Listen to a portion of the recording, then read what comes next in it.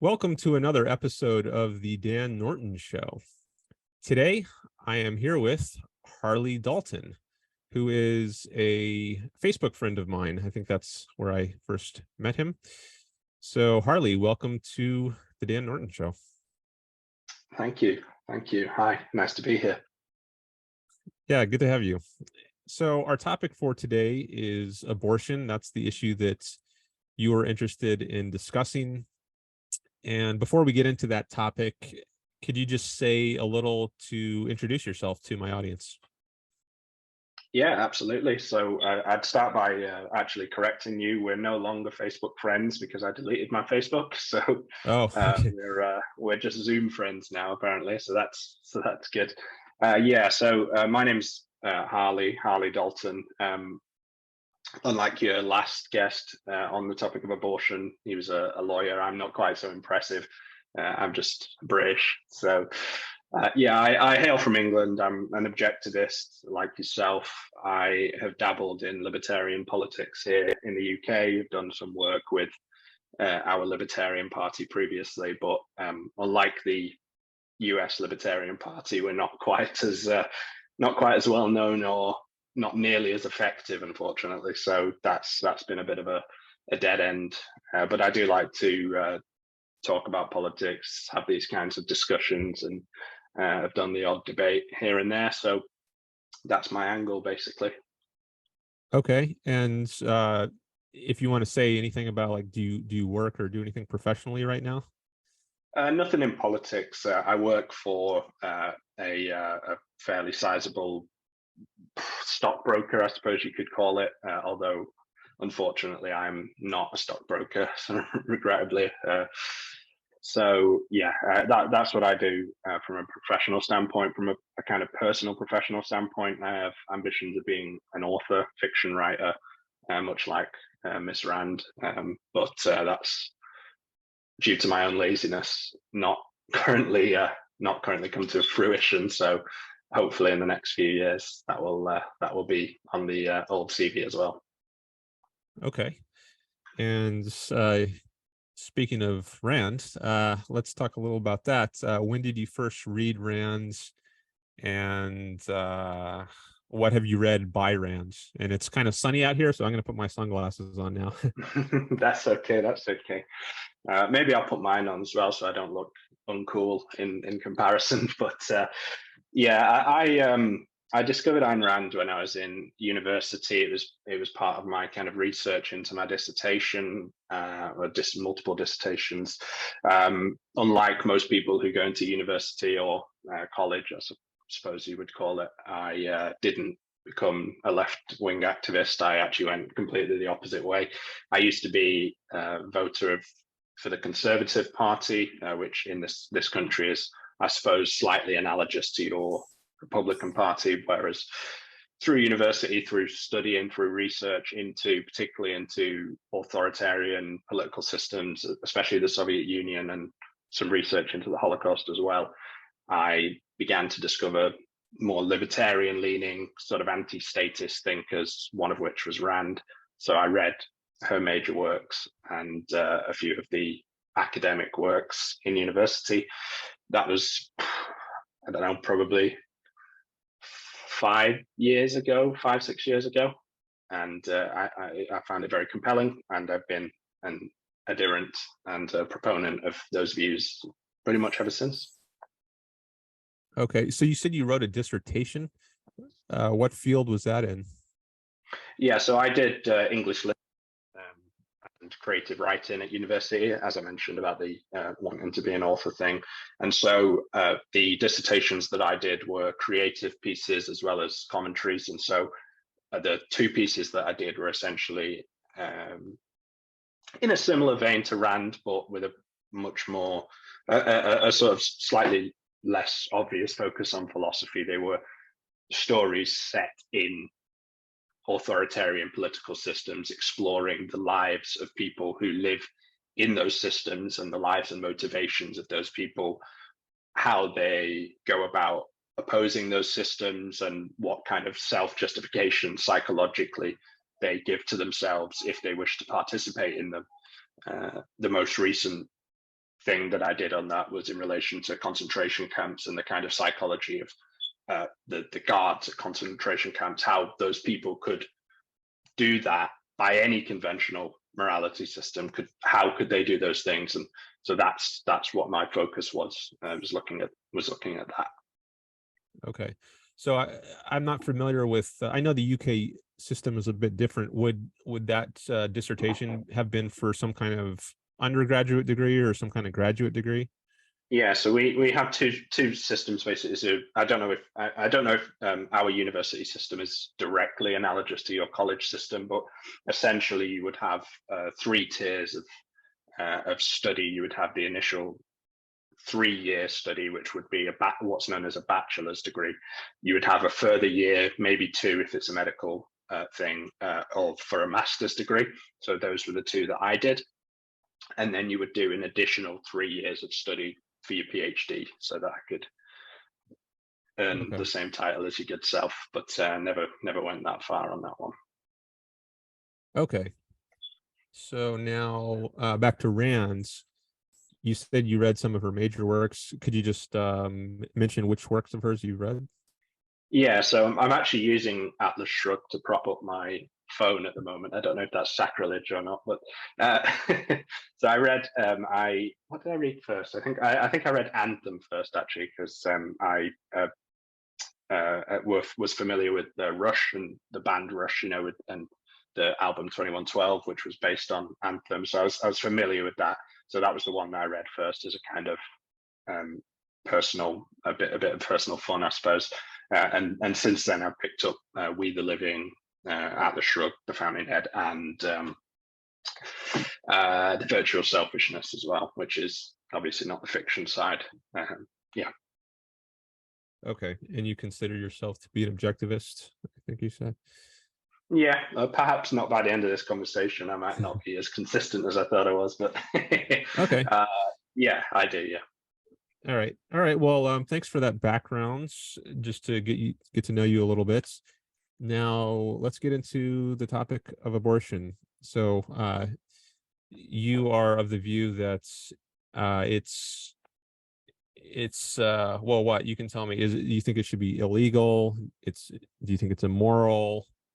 And also you think it's inconsistent with objectivism. So would that be correct? Yeah, I think that summarizes the view pretty well. I think from both an objectivist standpoint, but also just general morality, whether that's a religious morality or other forms of secular morality, I think abortion is wrong. Do I think it should be illegal? Ultimately, yes, I do think it should be illegal, and we can obviously discuss that later on.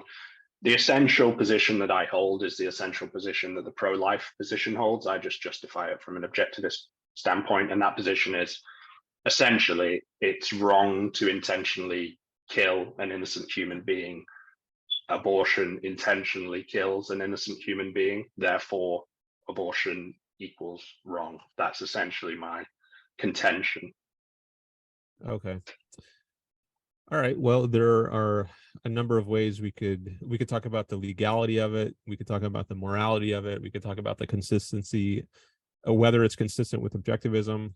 I think maybe because you just said a little about your reasoning there, we could start with that. So you said you think it's wrong to kill an innocent human being, and abortion does that, and therefore you think it's wrong.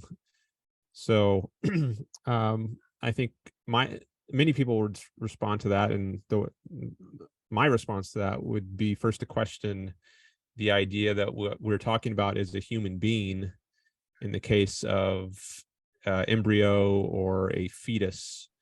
So I think that's a basic question that is relevant here. Is it really a human being that's killed, or is it something else?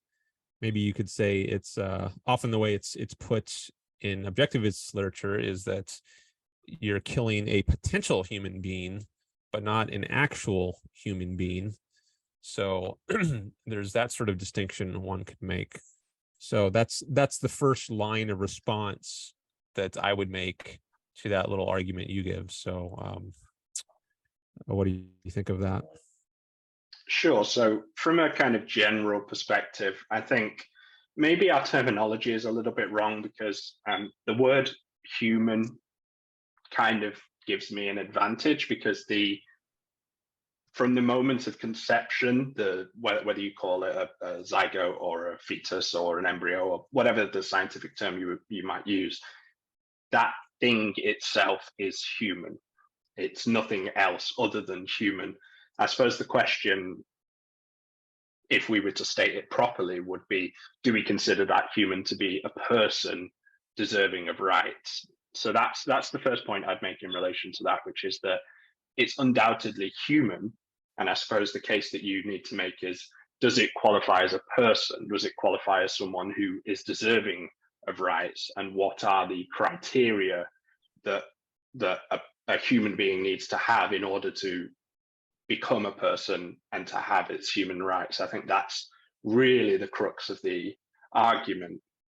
If it can be proven either that it's not a human, which I think the science of embryology pretty much confirms that it is, or that it's not a person, it doesn't meet the criteria for personhood, then I have no objection to abortion. The whole foundation of my objection disappears, because if it's not a person or it's not a human, then I don't care. Fundamentally, it is, as you might call it, a clump of cells, a blob of tissue, an insensate organism, or whatever else you might call it.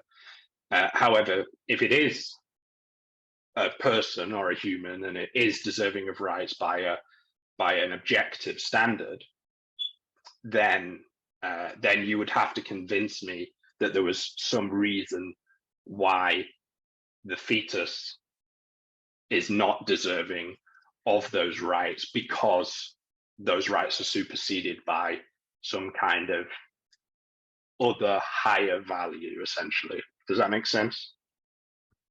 I think I'm following your arguments, and I have some thoughts on it. But before I get to those, I'm just curious about one thing. Many people, maybe most people who oppose abortion, come from a religious background. Do you at all come from a religious background, or consider yourself now to have some affinity to religion?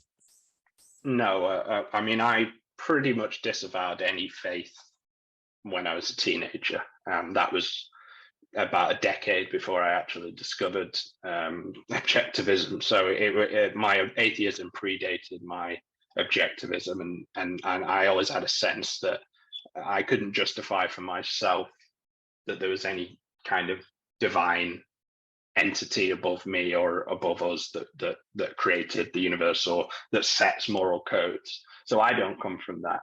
I will say that even as an objectivist, I don't necessarily have an animus to people who are religious. I think that most people, as you rightly point out, who are against abortion are religious. I do think that the religious argumentation can cloud this issue, and I'm not always completely comfortable with some of the religious language that's used by the religious. I think that my sense of it is that if, let's assume that God is real, then the laws of nature and the laws of the universe that are observable would conform to his will. And therefore, if he existed and created the universe, then you would be able to look at the laws of the universe and infer from those what God intended. So you don't actually need to mention God at all to argue for abortion. You don't need to say that well, God says it's wrong, therefore it's wrong, when you can point to the objective facts of reality and say this is how God made it, and therefore that's God's will. Does that make sense?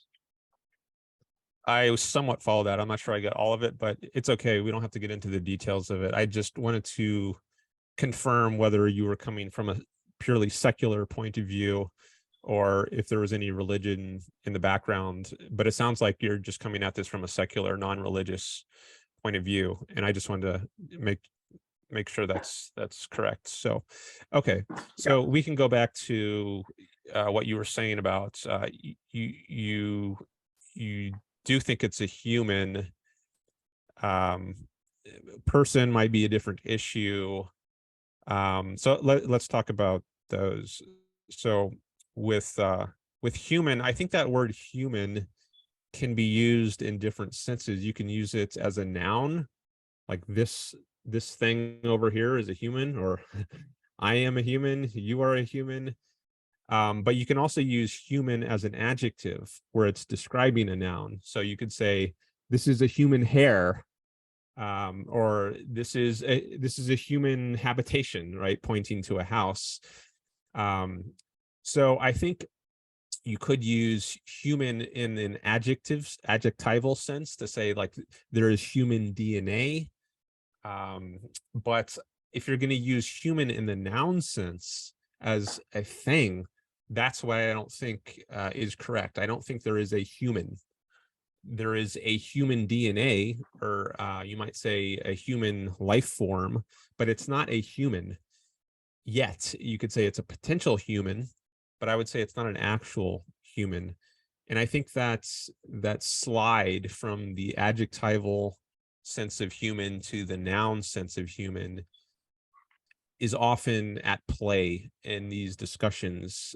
But I think it's important to distinguish those. And it's only an actual human in the sense of a thing, a noun, that has rights, in my view. So that's how I would address the point that there's a human from the point of conception. I would say no, that you could say there's human DNA, but there's not a human. And we could talk more about that, but that would be my response to that. Let me just pause there and throw it back to you. Yeah, well, I think what I would say is I would ask you a question, which is, because obviously this is something that Rand speaks about, is what is a potential and an actual human. Those are obviously the words that you're using here. So I would probably ask you to define what you mean by actual human, but just to reply, and I will, and I'll throw that back to you because I'm interested to hear what you say about that. And then obviously maybe we can have a discussion about my conception of it and where we're kind of disagreeing. But I would say just on the human DNA side of things, I don't think it's true necessarily to say that, for example, a zygote of, I don't know, 1-2 weeks or even a few days, a conceived cell in whatever form you want to put it, is just to be considered as human DNA. I mean, if you were to scratch up some skin cells, for example, those cells would contain human DNA. What you're talking about is not just human DNA. You're talking about a whole and complete human, what did you call it? A human life form. Okay, so this is not merely just cells. It's not merely just DNA. It's actually the entire code contained within a machine, which will, if left to its own devices, grow into a full, what you would call a full human being. And contained within that DNA is not merely just the code, but also the mechanisms, the actual machinery to produce certain eye colors, certain hair, certain heights, certain patterns of baldness, for example. So, yeah, well, you can respond to that, but I think it's maybe the terminology is not accurate, really. Mm-hmm. Okay. So I'll take the second point first. I think, sure, you could say there's other things you could attach the adjective human to. You could say not only is there human DNA, there's a human cell, there's human machinery, or machinery that generates a human, but it generates a human. It's not there yet. It's that which is generated from what exists from that very primitive, small starting point, the zygote, the fertilized egg.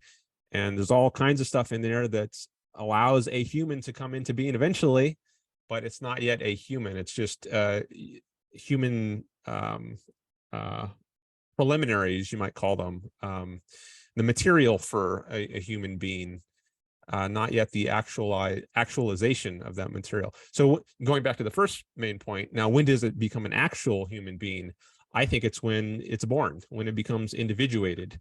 I think a human being, or a human in the noun sense, is something that is on its own. It's out in the world. It's not inside the body of another human. And we could talk more about that, maybe get into the issue of concept formation, like where do we get the concept of human from? I think it's from observing individual human beings like you and I are right now.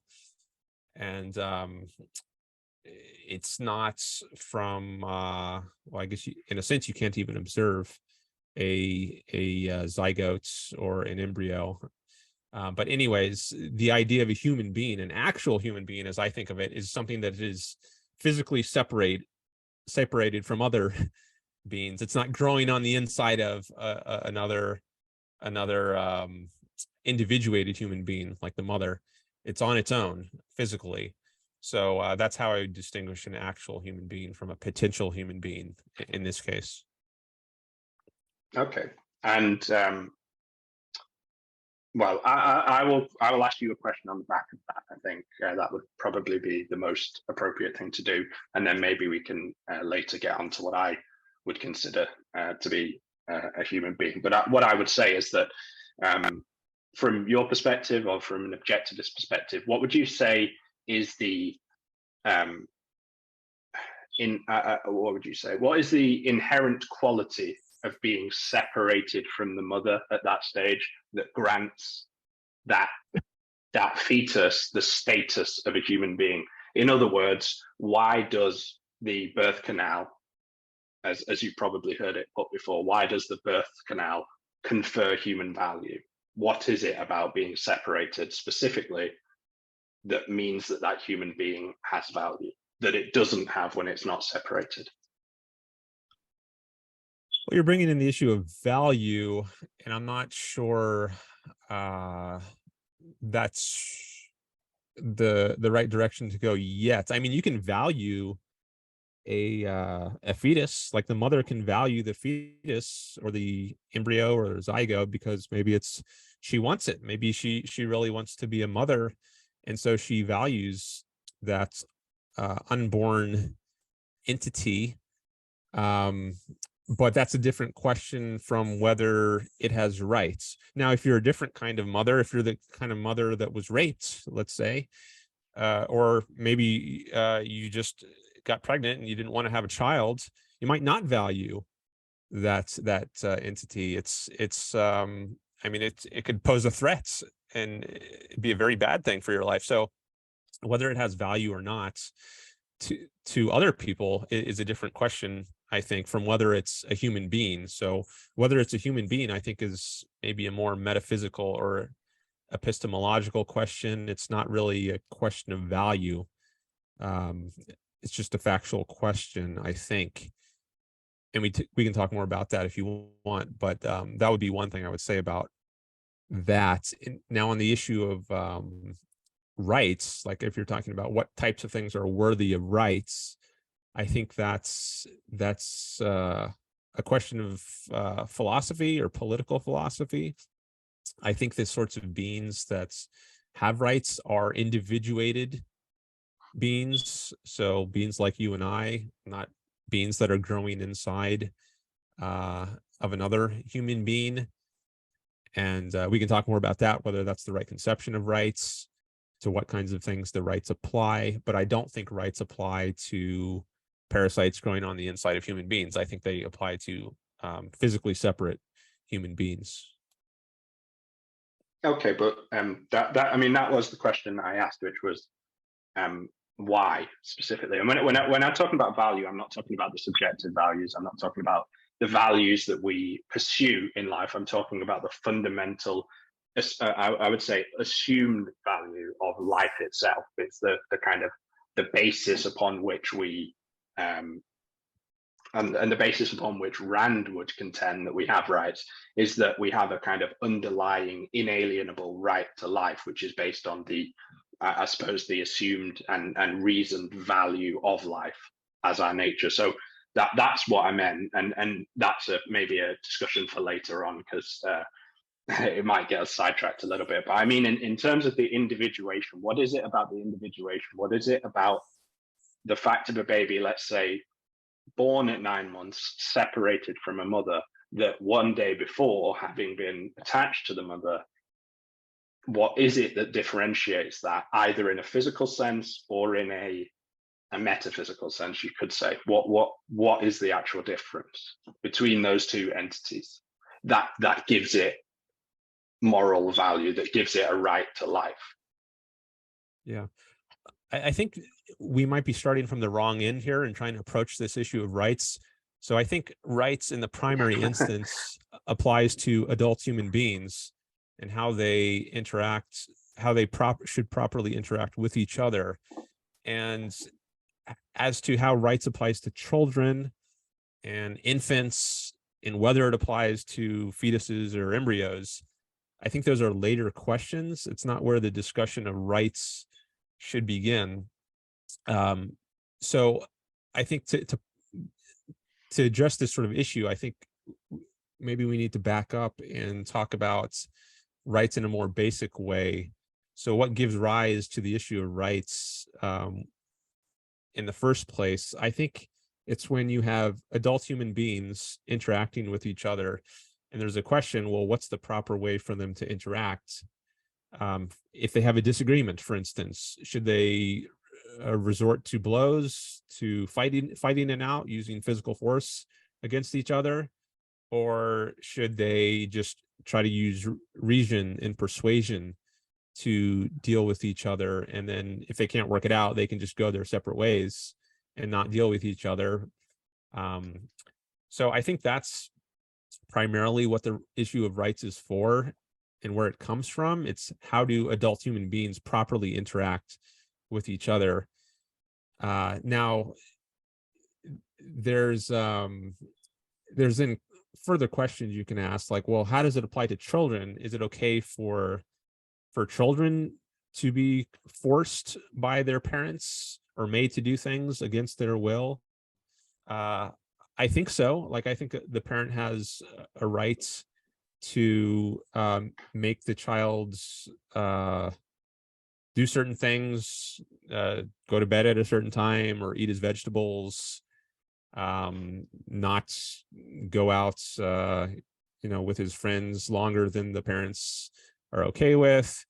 So until the child reaches a certain age, which varies, I don't think there's any magical age, but until the child reaches some age of it, which we consider adulthood, I think it rightly, some of its rights are in trust to its parents or delegated to its parents while it's becoming a fully self-sustaining being.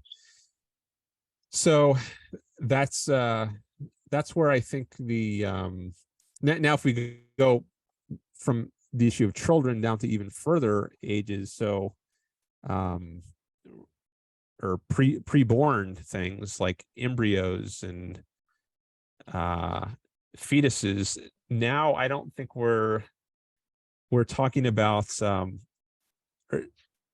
what is the relevance there of rights? If the point of rights is to allow individuated human beings like you and I are now to deal with each other in a good way, in a way that's mutually beneficial, okay, I can see how rights has a point in that context. But now if you start applying rights to things that are like fetuses or embryos, such that having to take that into account now comes at the expense or negates the lives of actual human beings like you and I are, well, I think that negates the point of rights, because the point of rights, I think, is to allow individual human beings to do well, flourish, achieve happiness. And when you restrict or curtail the rights of those kinds of beings for the sake of unborn beings, then I think you're defeating the purpose of rights. So let me pause there. I've gone on for a while. No, that's fine. I've made a note of the things that you've said, and I would say firstly that under any moral system, it's cruel to feed vegetables to anyone. So But in regards to the rights thing that you mentioned, maybe it is a little bit of an advanced discussion, and maybe we need to set our terminologies a little bit about, especially we need to kind of come to some, we may not come to a consensus about what life is, but at least we'll understand each other about what we consider life to be as it pertains to what a human being is. So maybe we'll return to that. But what I would say specifically in regards to what you just said about the two points in regards to the kind of rights, generally the responsibilities that we give on people, and then what we're actually talking about. So when we're talking about abortion, we're talking about not rights as it pertains to liberty, property, those kinds of things, or the right to perform certain actions in society. We're talking about the fundamental assumed right underneath all of that, which is that each individual person has the right to life. And so we'll discuss that a little bit more later. What I'd say in regards to the things that you mentioned, say with regards to, say, parents taking some of the liberties away from their children in order to, well, to raise them, essentially. I think that that's a separate kind of category to what we're talking about. So a lot of the kind of restrictions that we place on people with diminished cognitive function, and that's generally the reason that we do it, and that's maybe because they're too young, or maybe they have some kind of mental impairment, they're mentally disabled. The reason that we place those restrictions on them and remove what we're calling rights, the right to liberty, and restrict them in certain areas, is not related to their nature as humans. It's related to the nature of the activity that we're restricting them from performing. So things like voting or driving a car or owning a weapon, these are all kind of activities or areas of human interaction which have an agreed minimum standard for participation. And I think in most situations, it's perfectly right to set an agreed minimum standard of cognitive function for some of these things, because people can be a danger to themselves and others if they engage in activities that they can't perform. And I think that's a general concept that people will agree with. But I do think then, and maybe we can discuss this later or we can discuss it now, I do think that it takes a leap to then go that it's okay to restrict certain people and their liberties because they don't meet a certain standard or they can't demonstrate certain capacities, to then say that they don't even have the right to life and they're not valid human beings. So for example, and we don't do that, by the way, we don't do that in any other area except abortion. So for example, with someone, say, who suffers from Down syndrome, we don't say to that person, you can't drive and you're not a human being. And we don't say to the teenager, for example, you can't vote, and if we want, we can kill you. We do say this to the unborn. We say that you can't do these things that we say you need to be able to do to have a right to life. And we know you can't do them, which is a separate point. But we know that you can't do these things that we've selected. Okay. And you need to be able to do those things to be considered a human. So therefore we take your right to life specifically. I think that is a leap from the underlying assumption of the right to life. And maybe we can return to rights later on, and we can, or maybe if you want to discuss that specifically now, we can. Or maybe, I don't know, if you want to maybe return to speaking about the definitions, what is life, what constitutes life. Either way works for me. Okay. Yeah, I want to dig in a little to what you were just talking about. So with children and people with Down syndrome, I think in the case of children, I would say they are humans. They are human beings because they're individuated, whereas that's not the case with fetuses or embryos. Also, people with Down syndrome, I would say they're human beings. Maybe you could say they're defective human beings. They have some kind of problem, but at least they're still individuated.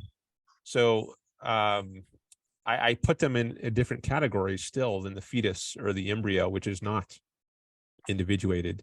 So I think they still have rights to some extent because they are human beings, and they are human beings because they're individuated, but that's not true of the fetus or the embryo. Do you mind if I interject and ask, because we return to this about individuation, can I ask what the characteristic of individuation is for you? Is it simply the separation of the mother from the child? Is Basically. that purely what you mean? Yeah, it's physically separate. Okay. And so I suppose that's going to get I'll ask, it's going to go back to the question I asked before about the value and what is in that. But I guess I don't see from what you're talking about, the individuation, I guess I don't see the baby at, let's say, 37 weeks who's not born, and the baby at 38 weeks who just has been born. I actually don't see what the characteristics of those two entities are, other than the fact that that viable baby at 36 weeks and the viable baby at 38 weeks are just in a different location. And I don't understand why the differentiation of that, the different location, actually confers personhood, what it is about individuation specifically that makes it a human being. Does that make sense? I don't know if I'm making any sense. I might have the question. I mean, maybe this gets into the concept formation issue I mentioned earlier. Like, where do we get the concept human being from? Like, if you're teaching a child what is a human being, how would you teach a child that concept? Well, I think you would point to cases like you and like me and other individuated, physically separate beings like you and I, and then that's where you get the idea of what a human being is. It's not from embryos or fetuses. So I think it's just a basic issue of concept formation. I don't think it's any you need any kind of sophisticated scientific knowledge to figure out what a human being is. I think a child could understand this. I mean, there's a further discussion to be had as to, why should the things I'm calling human beings be the only things with rights? And I think we were getting into that some already. But as to whether it's a human being, I think it's just an issue of concept formation, how we form that idea. So there isn't really much of an issue, I think, as to, well, what confers personhood, which I think personhood, for this discussion at least, we can just consider a person to be synonymous with a human being. I know that there might be different senses of person, but I think for this discussion that would be okay. At least that's how I'm thinking of it now. So there's nothing more to conferring personhood or humanhood than just being physically separate. And now we can talk about, why should that be the line for rights? We could talk more about that, but I don't think there's much more to be said. I don't know if there's any more to be said about why it becomes a person or a human at the point of birth. Yeah, well, what I would say to that is that I agree with you that if we were trying to teach someone what something is, the most obviously observable characteristics about that thing would be obviously the things that we would rely on to create the concept of what something is. But the concept formation that you're talking about is essentially just a way of communicating to someone who doesn't understand a basic understanding of that thing. When you're talking about the actual nature of the thing, when you're talking about the objective fact of the thing, I think what Ayn Rand would say is that A is A, and you're probably well familiar with that concept. So A is A. Things which exist have an identity, and an identity is comprised of characteristics. And so fundamentally, our job is to understand what those characteristics are in order to know the full nature of the thing. Now, you can say, well, a human being is, it looks like me or it looks like you. That's fine. And that will give someone a kind of basic understanding of what a human being kind of looks like and how to identify one. But whether something qualifies as a human being or not is subject to more characteristics than the observable.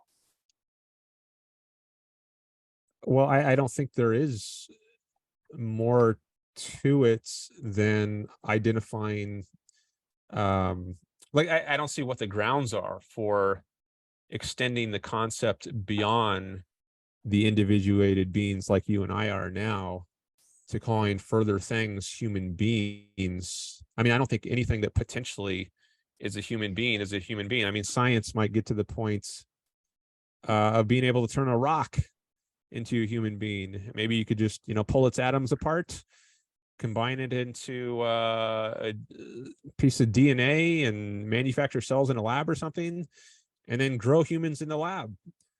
So does that mean now that we should consider rocks to be human beings, since maybe they could viably turn into one? I don't think so. I think it depends. To be a human being, it's got to have a certain nature, not just be capable of turning into a certain thing. So I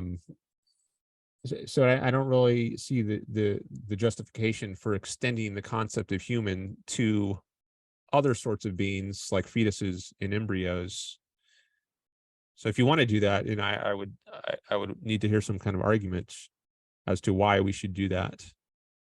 Yeah, absolutely. Well, just on regards to the thing about what we can observe as being recognizably human, I would say, for example, that if I was to say to you, or to a young child, a dog barks. That's the noise that a dog makes, and then that young child encounters a dog that doesn't bark or can't bark for whatever reason. Presumably, that child might object and say, "Well, no, you told me that a dog barks. So is that not a dog? Is it less of a dog?" I don't think that the fact that something doesn't have an observable characteristic of at a later stage of the development of the human being necessarily means that earlier stages of the development of a human being make it less of a human. I don't subscribe to that. What I would say is that, and actually this is probably where the conversation will go next, which is, you mentioned that we need to kind of drill down to the nature of the thing, the nature of the human being. And the nature, I mean, I think maybe we would agree that the nature of a human being is that a human being is a rational animal. That's essentially our nature. Our nature, our means of survival, our means of action is reason. Okay, so it's our capacity of reason that determines what a human being is. Okay, now my argument would be that embedded in its nature, whether or not it has the ability to use reason, embedded in its nature, the nature of a human being, the nature of a whole and complete human being from conception, is the capacity of reason, irrespective of whether it's able to actually use it. And after, as you mentioned, the human being has been individuated, it's been born. If that human being can't demonstrate a capacity for reason, whether that's because it's too young or because it develops some kind of mental cognitive impairment, that human being is still considered, still automatically assumed to have the right to life, and is still assumed to have the right to life from an objectivist perspective, because the right to life is grounded not in its ability to use reason, but it's in its capacity for it, in its nature as a human being, reason being our means of survival. So that's kind of my definition of life. And to go right back to the start of the conversation, a human being from conception has a nature. That nature is embedded in its capacity for reason. It has a capacity for reason as a human being, therefore it's a human being, even if it's not individuated.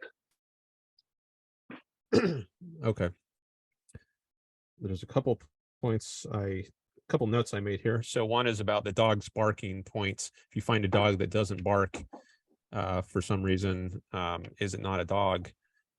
I don't think that would necessarily mean it's not a dog. It could still be a dog, but what it could mean is that you didn't have the right definition of a dog to begin with. So teaching a child that dogs bark, that could be a helpful tool in first picking out what sorts of things in the world are dogs. But I think it hasn't gotten to the essential characteristic of being a dog.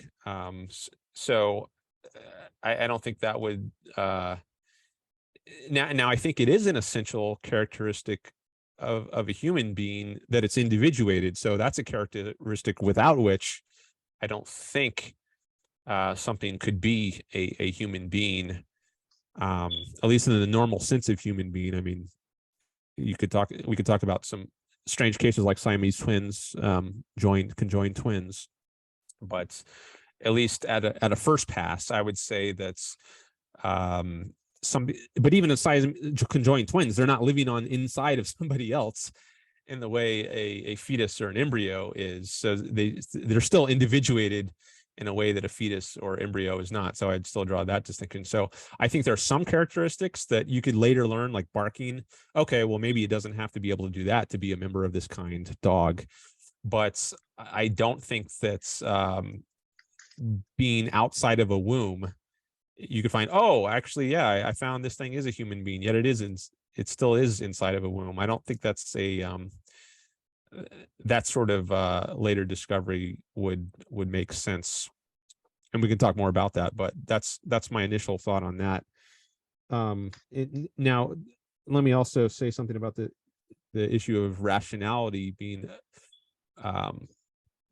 So if something could potentially be rational, I think you were saying then that should suffice to qualify it as a human being, whether even if it can't actualize that potentiality. I'm not sure I fully get that, or if that's coherent. I mean, there are different senses of having or exercising reason. So like I could say I have the faculty of reason even when I'm sleeping. As an adult human being, me, Dan Norton, I'm a rational animal even when I'm asleep and not exercising that capacity. So I lack it in a certain sense when I'm asleep that I didn't lack it when I'm just a child. So a child lacks it in a different sort of sense, like not just because it's unconscious, but because its faculties haven't developed to the point where it could exercise it on a daily basis. So the child lacks reason in a different sort of way, but it's still, I would say, a rational animal in that it develops, it's in the process of developing into the being that is normally exercising reason to support itself. Now, someone with Down syndrome, I would say they're maybe a defective member of the species rational animal, because their capacity to reason is permanently damaged so that it never develops. However, they are still individuated, and they can still exercise reason to some extent. I mean, just not as much as most human beings. Like I've seen people with Down syndrome working at the grocery store, bagging groceries, and it takes some amount of rational ability to understand how to do a job like that and carry it out. So it's in a dog or a cat or a fish couldn't do that sort of thing. So it's not that they have zero rational capacity. It's just that it's less than in the typical case for human beings. Now, a fetus or an embryo, also you could say, well, it could develop into a normal human being that sustains itself by reason, but because it's not yet individuated, it's not yet a human being, even if it's in the same spectrum of things that could become a human being that actually uses reason to support itself. I'll pause there. Okay, no, that's fine.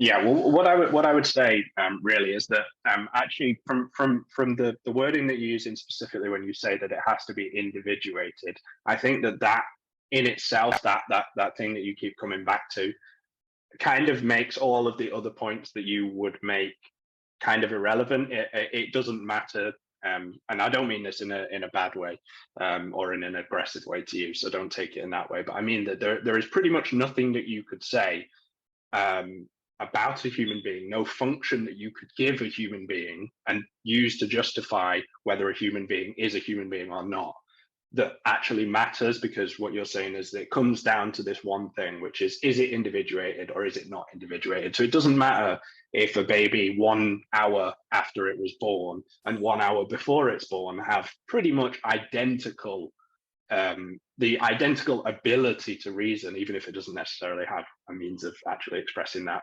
just because of where it is.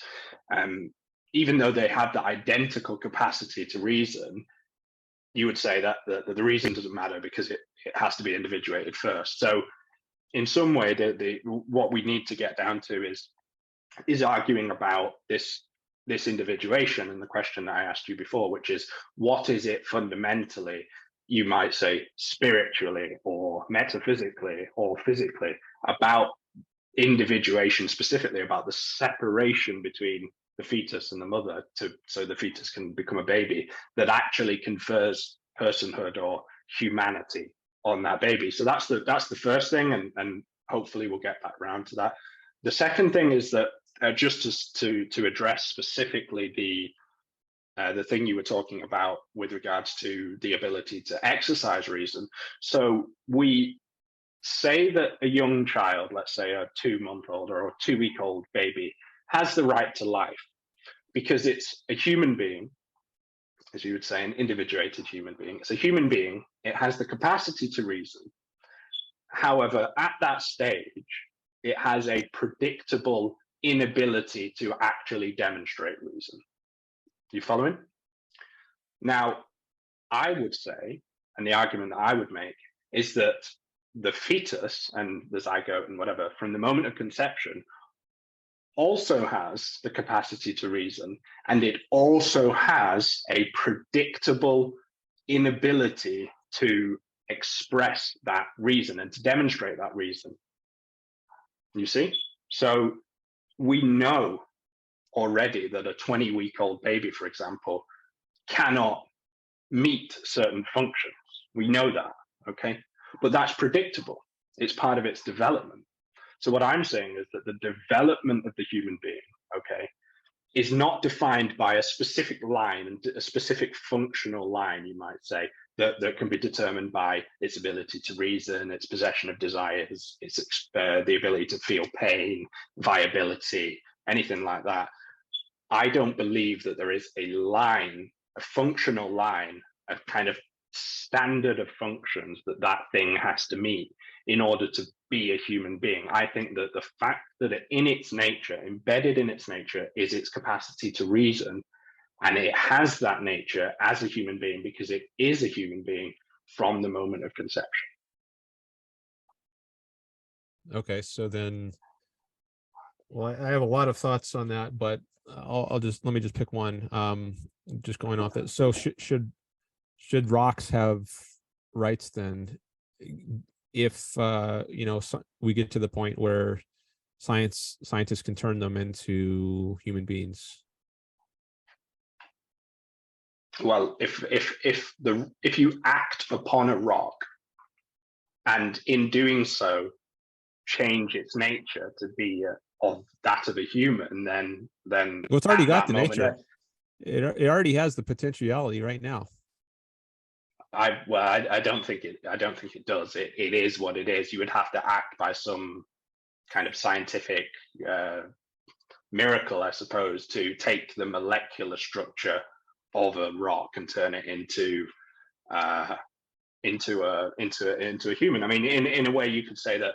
The example that you would say is that with regard, I assume you would say that a common objection of abortion would be, would you consider the skin cells to be individual human beings deserving of rights because they contain human being? To which I would say no, because if you could say that all of the individual cells of your body can be considered human, then all the cells are made up of molecules, and so are rocks. So therefore rocks can have rights. I wouldn't say that, because that's not the nature of a rock. Now, as you say, what if this hypothetical situation, you could turn a rock into a developing human, you could change the nature of the rock to be a developing human, then I would say, okay, fine. The example you used in the previous debate with Tim Seeler was the sprinkling seeds on the ground and watering people seeds. at that point, yes, you have created something which has the nature of human and have set it on a developmental path. So it's a human being in my conception. It's at least a human entity. It has a rational nature. I don't think the fact that we're made of molecules is the reason that we have rights, and therefore I don't think that anything else that's made of molecules also have rights. I think that if something has an identity, that identity is driven by a nature, and that nature is a rational nature. This could apply to aliens, by the way, as well. Then it's deserving of rights by the nature of what it is, if that makes sense. Okay, so just for anyone who doesn't know, I had a previous debate on abortion with Tim Seiler a year or two ago. So that's what we were alluding to. It's also on my channel if anyone wants to check it out. So is your view then that anything that is potentially a human being like you and I now has rights? I would say that a conceived human being is a human being. I would say that egg and sperm at the moment of conception is a human being. An individual sperm cell and an individual. Well, the reason is because it can turn into beings like you and I. Is that right? And if it couldn't turn into beings like you and I, then you wouldn't consider it a human being. No, I mean, I consider that it is a being like you and I, because the ways that we together differentiate from that being are the ways that we differentiate from each other. Not sure I follow. Size. So you say you consider size. I suspect I'm probably taller than you. Level of development. I suspect you may be a little bit older than me. Environment. We live in different places, and level of dependency. I suspect you may earn more than me. Those are that acronym SLED: size, level of development, environment, dependency. Those are the actual metrics that we use to differentiate ourselves from the unborn, and those are the actual metrics that we use to differentiate from each other. So I would consider the unborn a human being that differs from us in certain ways. It has certain functions that we don't, and we have certain functions that it doesn't, but that we share a nature, a human nature. So you could, it sounded like before you were saying that you didn't think a rock is a human being because it doesn't have the nature that allows it to become like you and I are now. Well, it doesn't have the nature of a human. It's not about the becoming a human being, because if it was merely just about becoming a human being, then I would say that sperm cells have a right to life, and that if you were to masturbate, that would make you a genocidal maniac. I don't believe that, because even though a sperm cell can turn into a human and actually is specifically designed to make a human being, it isn't itself a human being. Just as you would say that the example, the common example is an acorn, an oak tree. Okay, so an oak tree has a specific, or what you would say, specific characteristics. I would say in this context, specific functions. So an oak tree has leaves, an oak tree has branches, it has brown bark and all the rest of it, and an acorn doesn't. But an acorn and an oak tree are the same genus. Okay, so the genus of an oak tree, I think, is something like Quercus or Quicus or something like that. Both the acorn and the oak tree are a Quercus. Okay, so to make that analogous to a human being, the zygote is a zygote, and the fetus is a fetus. The baby is a baby. You are an adult, and I am an adult, and there are teenagers, and there are various stages of development. But all of those stages of development are connected by a common humanity, a common thread, which is our human nature. Okay, but you're using human as an adjective there. Human nature, okay, maybe I can allow that. There's a human nature to the embryo and the zygote, but it's not a human. Okay, human biology then. Let's say biology. Human also, if you put it in front of biology, you're just using human as an adjective there. It's not. It's not a human. That describes what it is. I mean, it helps us to differentiate. You are a human man, or you are. But I'm also a human. Male. Period. I'm a human. Period. Well, I would argue that the zygote, for example, or the fetus, is also human. Period. It just happens to have a separate name, which is fetus, a scientific name, to deter which describes its level of development. I guess so. So what the conversation that we need to have really is what I suppose what are the basis? What basis do I say that it's a human being? And then from your side, what are the characteristics that you would consider a human being to need to have to be considered a human being? And kind of why do those characteristics make it a human being? Well, I think I've covered this, but I can say again that I think it's got to be individuated, and why that's just how we form the concept of human. Okay, but we're talking about not necessarily the concept of the human being, but we're talking about the actual identity of it. That's the issue. Is the identity is the collection of characteristics that determine what the thing is. Yeah.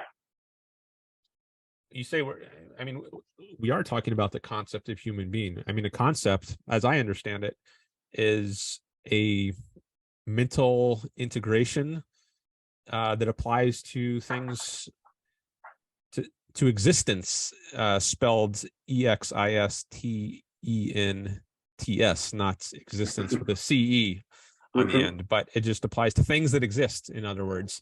So we use the concept human to apply to you and me and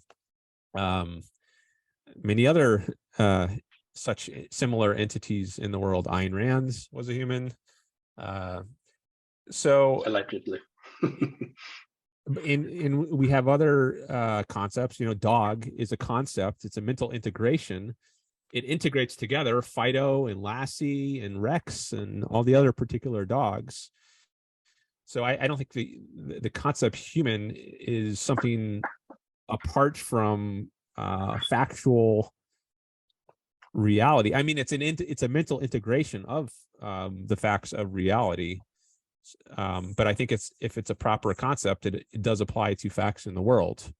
It applies to some things and not to other things. And I think it does not apply to things like embryos or fetuses because they are not individuated. So I don't think concept formation means it's like apart from the issue of identity. I mean, it's a way of grasping or thinking of the identity. It's kind of separating on the basis of the fact that things in the world have different identities. Some are individuated and some are not. We form our concepts, that we use our concepts to divide up reality, cut it at its joints, so to speak. Cut the chicken at its joints. And I think if you one of the joints of reality, so to speak, is being individuated, and I think the concept human cuts at that joint. So I'll pause there. Okay. Well, I have kind of two responses to that, which is about this concept formation thing, which is that concepts can actually have as you well know, can have a variety of levels of complexity. So, for example, if you were to ask a child to draw a picture of a helicopter, you would get like a little box with a little X on top and maybe a little stick and maybe a little stick man in the cockpit or whatever. That would be a concept of a helicopter, but it actually wouldn't encompass the full kind of, let's say, technical and scientific understanding, the full identity of a helicopter. It wouldn't account for everything. You would have to look in at the inner workings of the helicopter and what the helicopter was comprised of fully, what it was capable of, and how it did that, to actually come to a full concept, a full understanding of the identity of a helicopter. So I think that you're saying that we can identify humans by looking at them. However, I would say that there is far more to a human being, not just necessarily inside them, like their heart and things. You can't see those things, but we possess those things. But also that there's a kind of nature. It's the way that we think. Just as the tiger has a nature, the way that it thinks is embedded, and the capacities that it has are embedded in its nature. So that's the first thing that I would say. The second thing about this individuation is, I suppose, so we've asked about why the individuation is important, why that matters, like from a moral standpoint, why that matters. I guess to come at it another way, I would ask you, why is the fetus? Let's take a 37-week fetus. Is that fetus not sufficiently individuated enough from the mother to qualify as a human being? So does it not have enough of what you would consider to be human characteristics to be considered sufficiently individuated from the mother? Would you say that it doesn't? It doesn't. It lacks the characteristic of being individuated, and I think that's sufficient to make it not human. It's almost there, but it's not there yet. You could say, or I could say, but I can see that the baby is there, and if I was to use an ultrasound, I'd be able to point to the parts of the baby that were there that were not actually part of the mother's body. And I would actually be able to say, from scientific analysis, at 37 weeks, the baby has these demonstrable abilities. So, for example, the ability to feel pain, or the ability to recognize its mother's voice, or in the case of a late-term abortion, the ability to recoil from the forceps and the knife and the scalpel that's used to cut it open.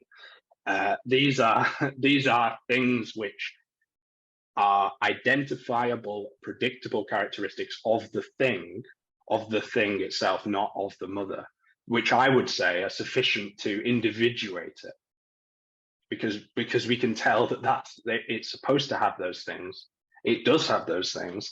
We can go to those things specifically. If we want to find its foot, we know where its foot will be. It's individuated enough that we know exactly everything about it effectively. And so I suppose your conception would be that, well, because it's attached by a placenta to the uterus, it's not. And I guess I would like, I suppose, an explanation from you as to why that attachment via the placenta means that we should discard all of the other characteristics that we can clearly see. Does that make sense? I just don't think those are relevant characteristics for determining whether it's a human being. I mean, but on your logic, I mean, if you're talking about like, well, we can identify the foot and we can see it recoils when you put in the forceps or this sort of thing. Well, does this mean that if it can't do those things, then it's not a human being by your logic? So if we go back to the zygote stage, but you don't want to say no, you want to say that's also a human being. So it's like, do you really have a consistent criteria here as to whether you're counting it as human being? I would say yes, because the fetus at that level of development, say 37 weeks, has predictable characteristics, and I can point to those predictable characteristics just to respond to what you were saying about individuation, to specifically individuate it from the mother. So I can say, I expect this thing to have these things, and oh, look, it has those things. But I can also go further back in the development of the baby. The fetus. I know you don't like to call it a baby. We can go back into the development of the baby, of the fetus. Sorry, and we can go back to say 10 weeks, and we can say these are the things that thing has or should have that individuate it from the mother. So we can say it has a heartbeat, for example. This doesn't mean that it needs to possess those things in order to be considered human. This is just a response to your conception about individuation. If I was to say, can we consider it human, I would say, well, Is it human? Is it developing according to what we would expect of it at that point? Is it where it's supposed to be? Is it doing what it's supposed to do? And we can determine that scientifically. We can determine that through ultrasound. So I for don't think, you, and I suppose you would say that it needs to have certain functions. I don't think it needs to have certain functions. It only needs its capacities as a human being. Whether, and those can potentially develop into functions, but the functions themselves are an inconsistent basis. well, I haven't been talking in terms of functions, at least not most of the time. I've been talking more in terms of individuation. Uh, for you, it seems like as long as it's developing into beings like you and I, then individuation is that's not really the issue. It's just that it has to be developing into beings like you and I are now. And if it is, then you consider it to be a human being, no matter what stage of development it's at. Would that be a correct description of your view? Well, I don't think that it needs to, exactly as we would predict it through the fetal development, have to meet a certain standard in order to be considered human being. I think that in the vast majority of cases, the fetus will develop as expected from a zygote to embryo, or whatever the terminology is, up to a fetus, and then it will be born as a baby. It's only in rare cases of defects and things like that where it won't develop in certain ways. It will either be, you'll suffer a miscarriage, or it will have some sort of defect with regards to, let's say, it doesn't develop an arm or something like that. And those are things that we can look at and we can study. And again, I would say that doesn't actually change its nature as a human. It's just the fact that it has those things, and the fact that it has those things are irrelevant.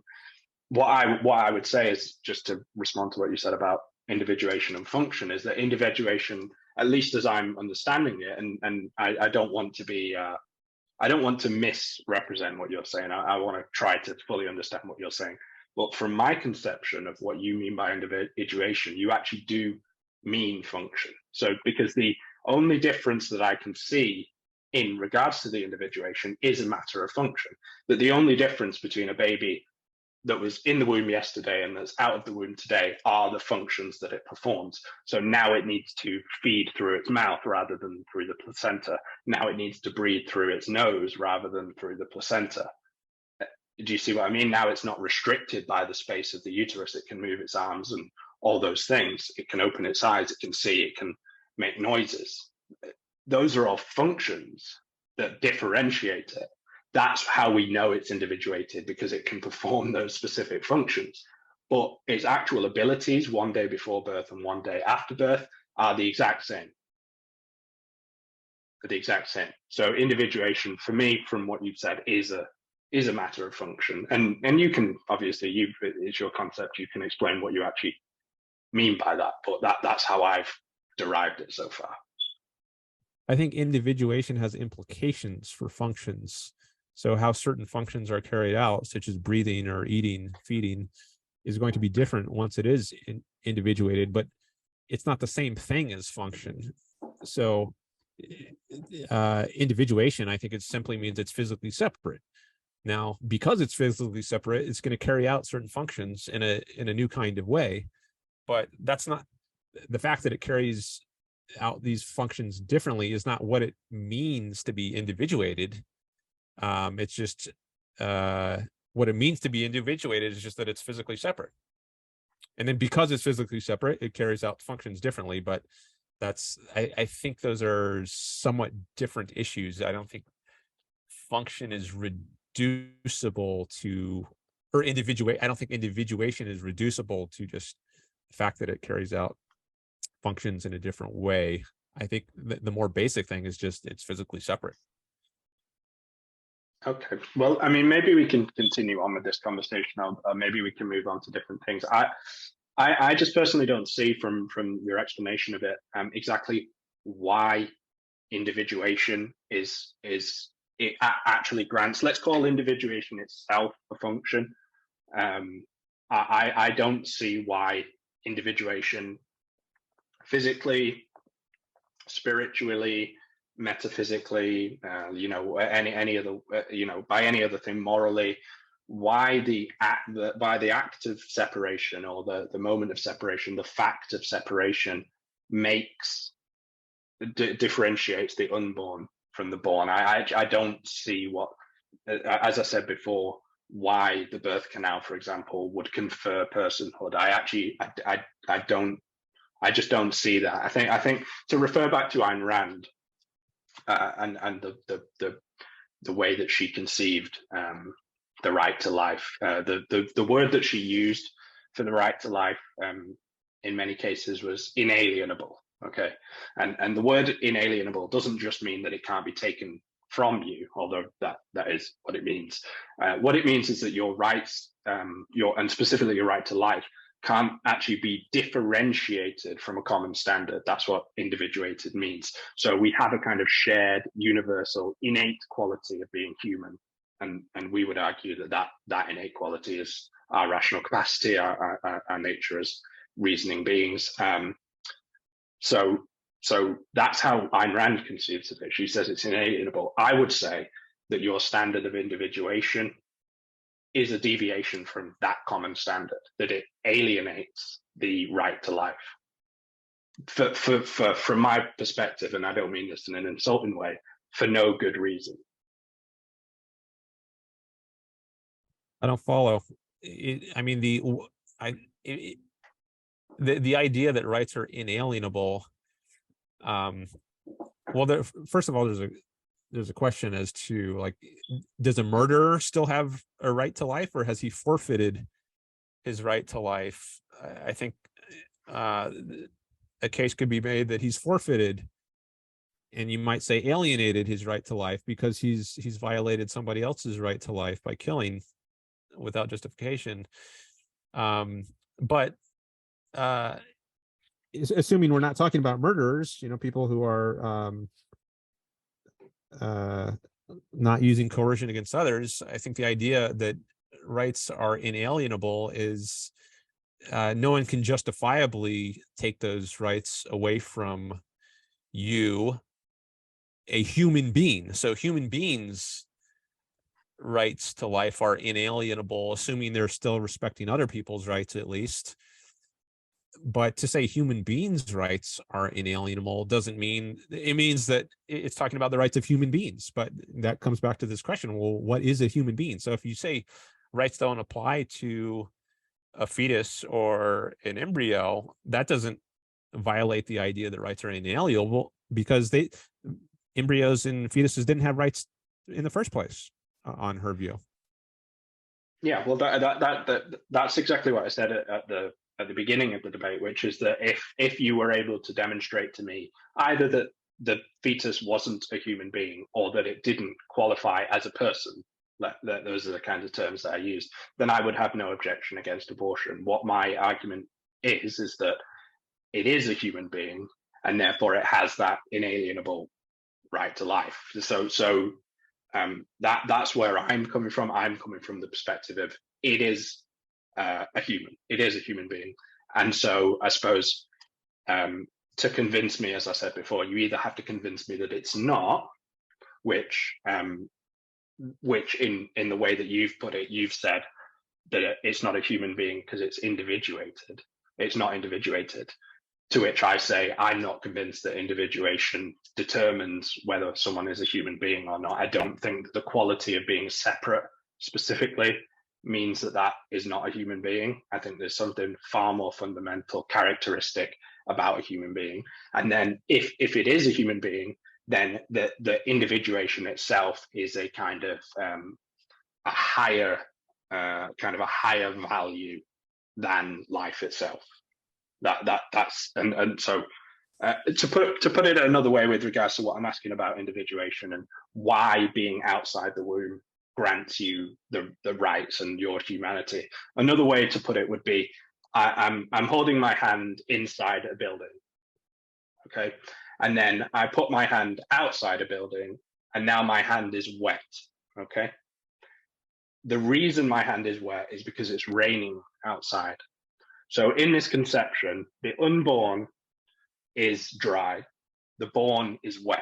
And I'm asking you, why is the born wet? What is the rain? Why is what is the reason why the born, being individuated, is in a state of humanity that it wasn't in 10 seconds before? I don't know if that makes any sense whatsoever. I maybe I understood it, but you can tell me based on my response whether I did. I think it's just because that's what's needed to, or that's how we form the concept human. So it comes back to this point of concept formation. I think we form the concept human by drawing our attention, or drawing a child's attention to beings like you and I are now, and differentiating it from other kinds of beings in the world, like dogs and cats. That's just what the concept human means. So I think that's all there is to it. You can respond to that, but I want to make one other point here. Individuation is not the only characteristic that matters. So I don't think it's a sufficient condition for being a human being, but it is a necessary condition. So for instance, a dog is also an individuated being. You know, a dog, you know, before it was born, it was also inside of its mother, or a cat was inside of its mother. And once it comes out, it's now individuated, but that doesn't make it a human being now.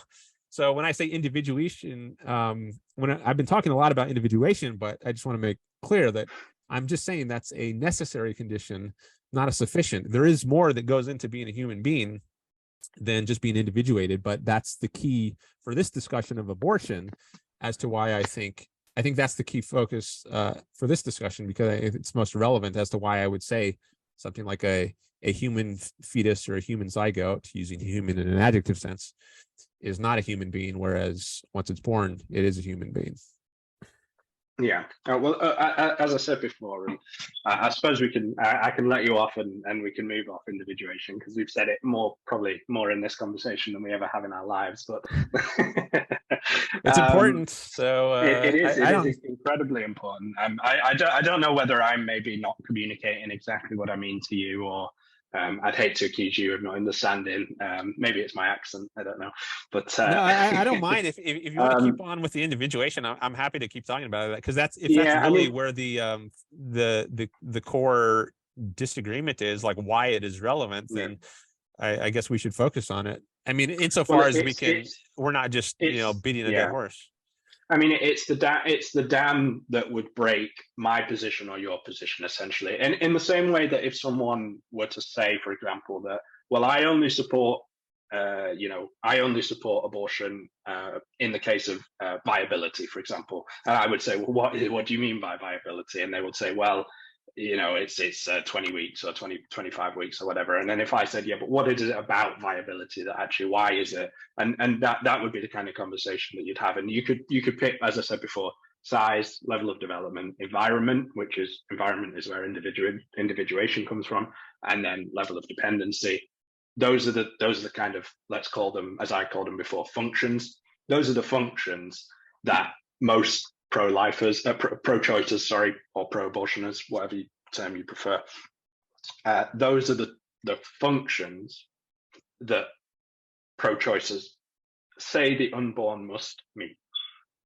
So if you can, so where we're kind of at loggerheads here is that you need to explain to me why individuation, i.e. why the environment that the baby is in either makes it a human or grants its rights. Now, what I would say is that essentially that a living being is essentially defined as a living being by its ability to carry out its life processes. Okay, I think we would agree with that, wouldn't we? Okay, so a living human being is defined as such by its ability to carry out its life processes as a human. Okay, and what I would say is that at the unborn, at various stages of its development, has defined life processes, predictable life processes, okay, which they are carrying out. They are carrying out according to the function of the reproductive system. The unborn is exactly where it's supposed to be at the level of development, and barring any kind of, any kind of defect or miscarriage or any kind of problem with the pregnancy, the baby will develop as expected within a kind of range of differentiation. It will carry out its life processes. It has those life processes. It's doing those life processes. It's a human entity. It's a human living being. So that's my position. Okay, and your objection to that position is that it's not individuated. So what I need to know is why is individuation as a function, let's call it a function, or why are the functions enabled by individuation, specifically the line that we draw between human and non-human. That's what I would like to know, and maybe we won't get to the bottom of that. I hope maybe that we can get somewhere close. If not, there are other points we can talk about. We can talk about my objection to objectivism. I should rephrase that. my objection to Ayn Rand and the objectivists' conception from my perspective. I'm sure we can probably talk about the other things that go into what's considered a human. We can talk about other things related to the concepts. We can talk about, well, anything you want to, really. But I think that's the crux of the discussion. That's really the dam that breaks either of our positions. Why is individuation so important? Why is it the reason? Why is it the line? Why is it the moment, that magic moment, that switch, that flick of the switch, that now it's a person? That's what I need to know. What's this, like I said, the spiritual reason, the metaphysical reason, the transcendent, the whatever. What's the actual reason? That's what I'm trying to get at. Okay, so why does individuation matter? Maybe as a way of putting the question. Mm-hmm. Let me try to go back to a point I made earlier, and which is that I think when we're first talking about rights, I think the way to approach the issue of rights is what is necessary for beings like you and I are now to do well in the world, to be happy, to be flourishing, to have a good life. Our concern when we start thinking about political philosophy is, I think properly, beings like you and I are, not beings like fetuses or embryos. So what's necessary for people like you and I to do well? Well, I think a baby is like you and I, at least at the very minimal level that it's separate. Like it's individuated. It's out in the world. It's a being like you and I. I mean, it's whereas a fetus or embryo is not.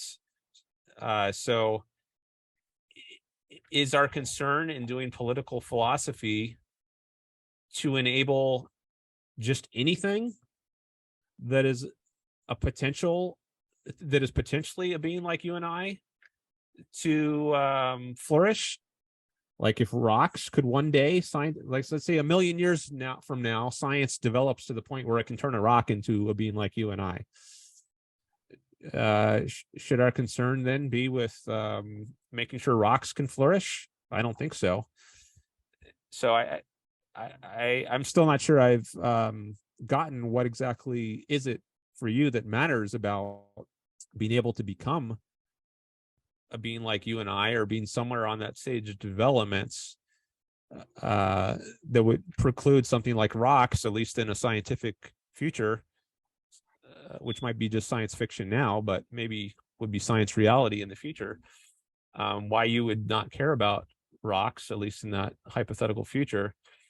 But I think the point of political philosophy is to figure out how individuated beings like you and I can do well in the world. And a baby is an individuated human being, a baby outside the womb, I mean, whereas a fetus is not.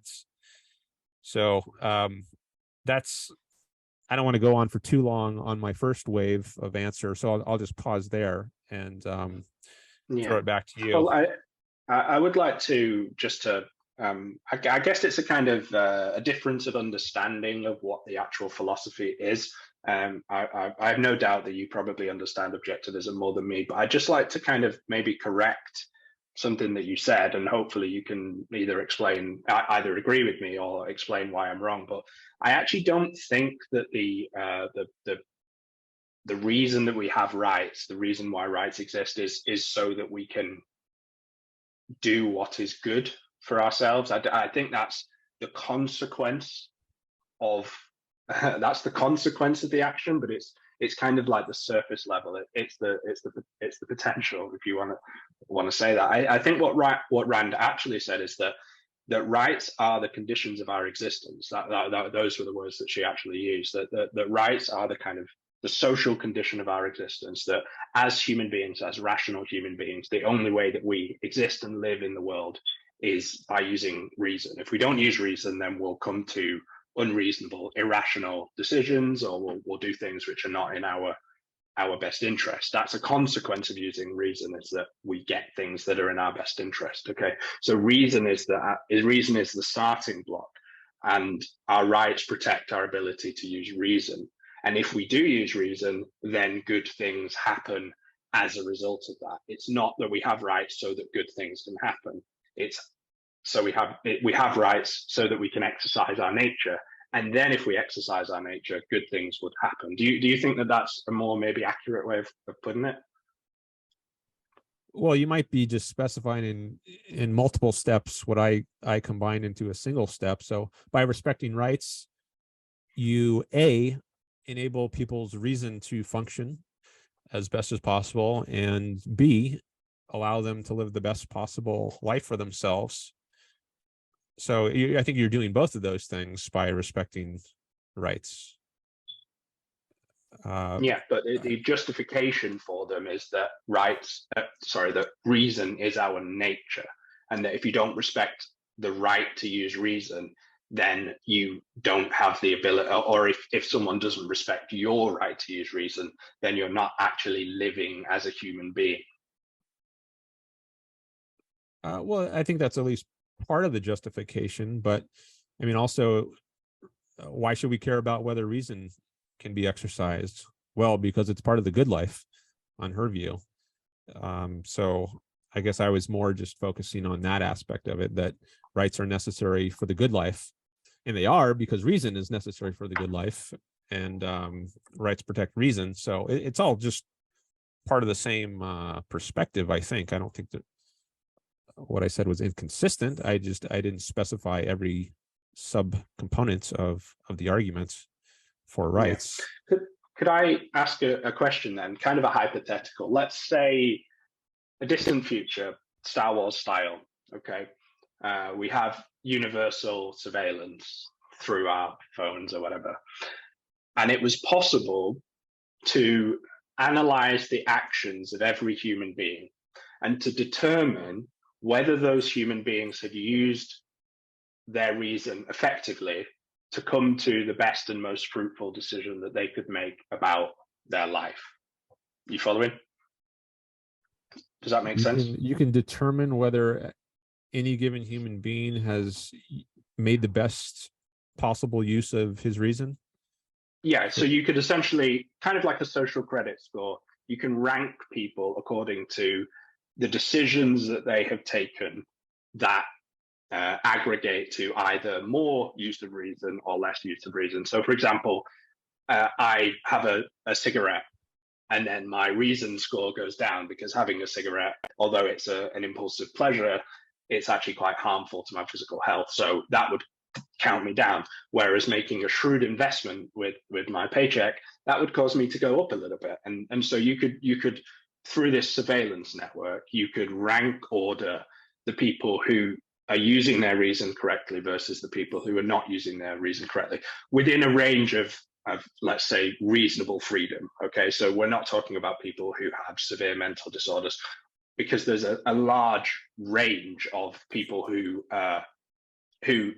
use reason either more or less effectively, or who apply reason to situations more or less often. Okay, so in that situation where you could do that through the social credit system, you could work out who used more reason more often. Would you place restrictions or remove certain rights to liberty from the people who demonstrated a lower proclivity towards using reason effectively to solve their solutions, to live their life? That's I'm not sure if I want to object to the hypothetical, but let me just I'll just say no. I think if you were able to decide someone was not using his reason optimally, then I think the person still should be able to do that. I mean, I don't think we need to be sci-fi about that. I think today we can determine objectively that certain people are not using their reason optimally, but I think they should still be allowed to do that by law, so long as they're not initiating force against others. So yeah, absolutely, I agree.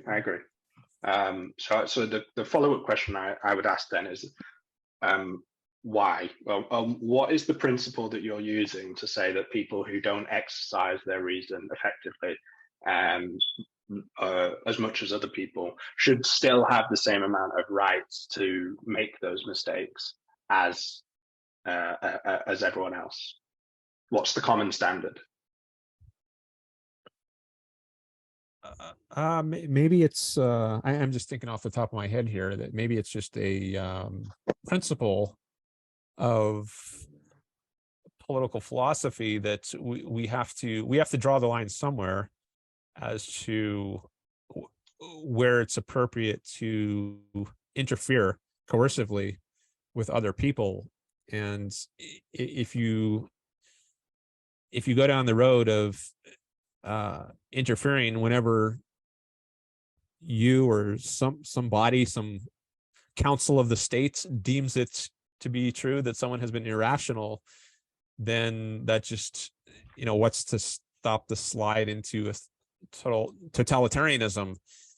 I think once you go down that road, maybe it's a slippery slope into a far worse society than a society in which some people are doing irrational things, which don't involve coercing others. I think once you do bring in coercion, that's going to make for a much worse society if you coerce people just for being irrational.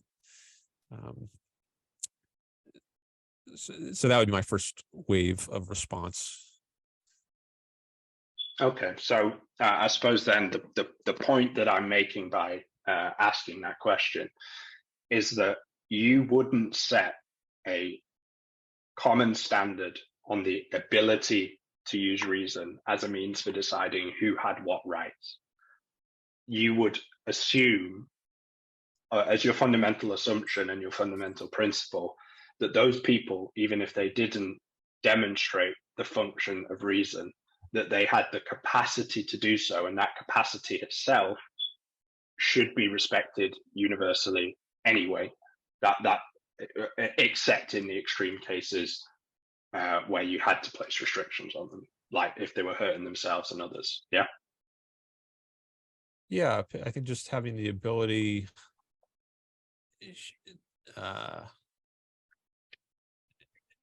the capacity or the ability to reason, I think is sufficient for conferring rights, and people have free will, they can always change. So even if they've been irrational, and I don't think anyone can be 100% irrational, all the time, because you would die, right? If you walked out into the middle of a highway with cars going by, that would be an irrational thing to do. So at least some of the time you have to eat to maintain your life. Or if you're just going to be irrational, for instance, thinking you can survive by eating dirt or rocks, you're not going to survive very long. So everyone who exists has to be rational to a certain extent, just to exist at all.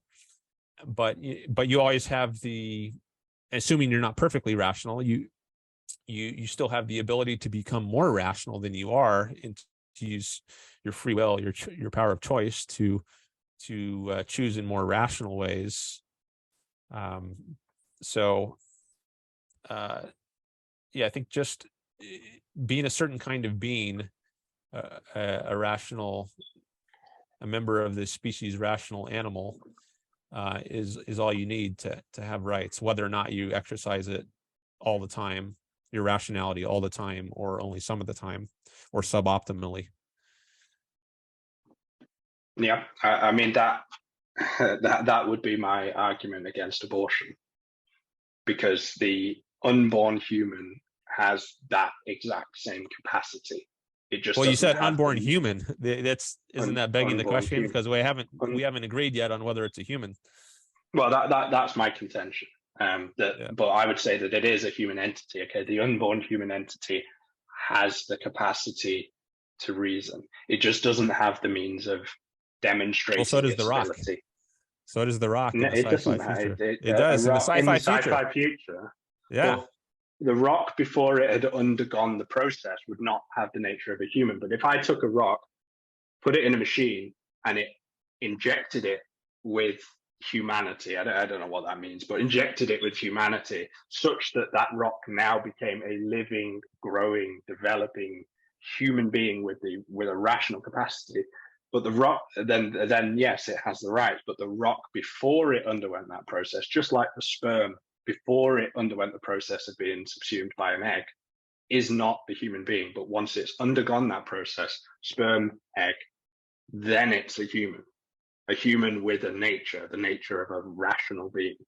And that's the argument that I've made, that the human being has a rational nature. And by your own admission, a human being doesn't actually have to demonstrate the ability. It's assumed.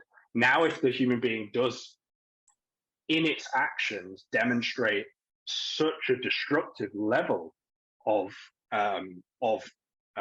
irrationality that it actually harms other people, then you would take action to limit some of its rights, including and up to its right to life, if it was engaged in the act of violating someone's rights.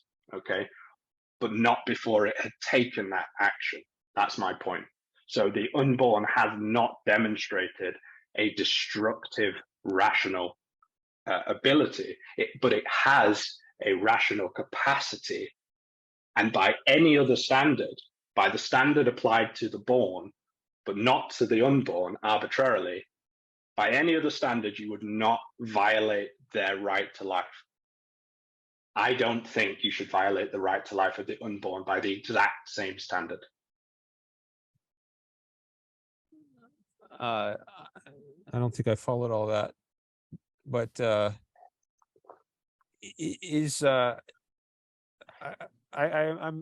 let me try this. I think I might have tried this before, but let me try it again. Is it your view that anything that is potentially a being like you and I has rights? I would say anything, because the potentially allows you to put in the hypothetical about the rock.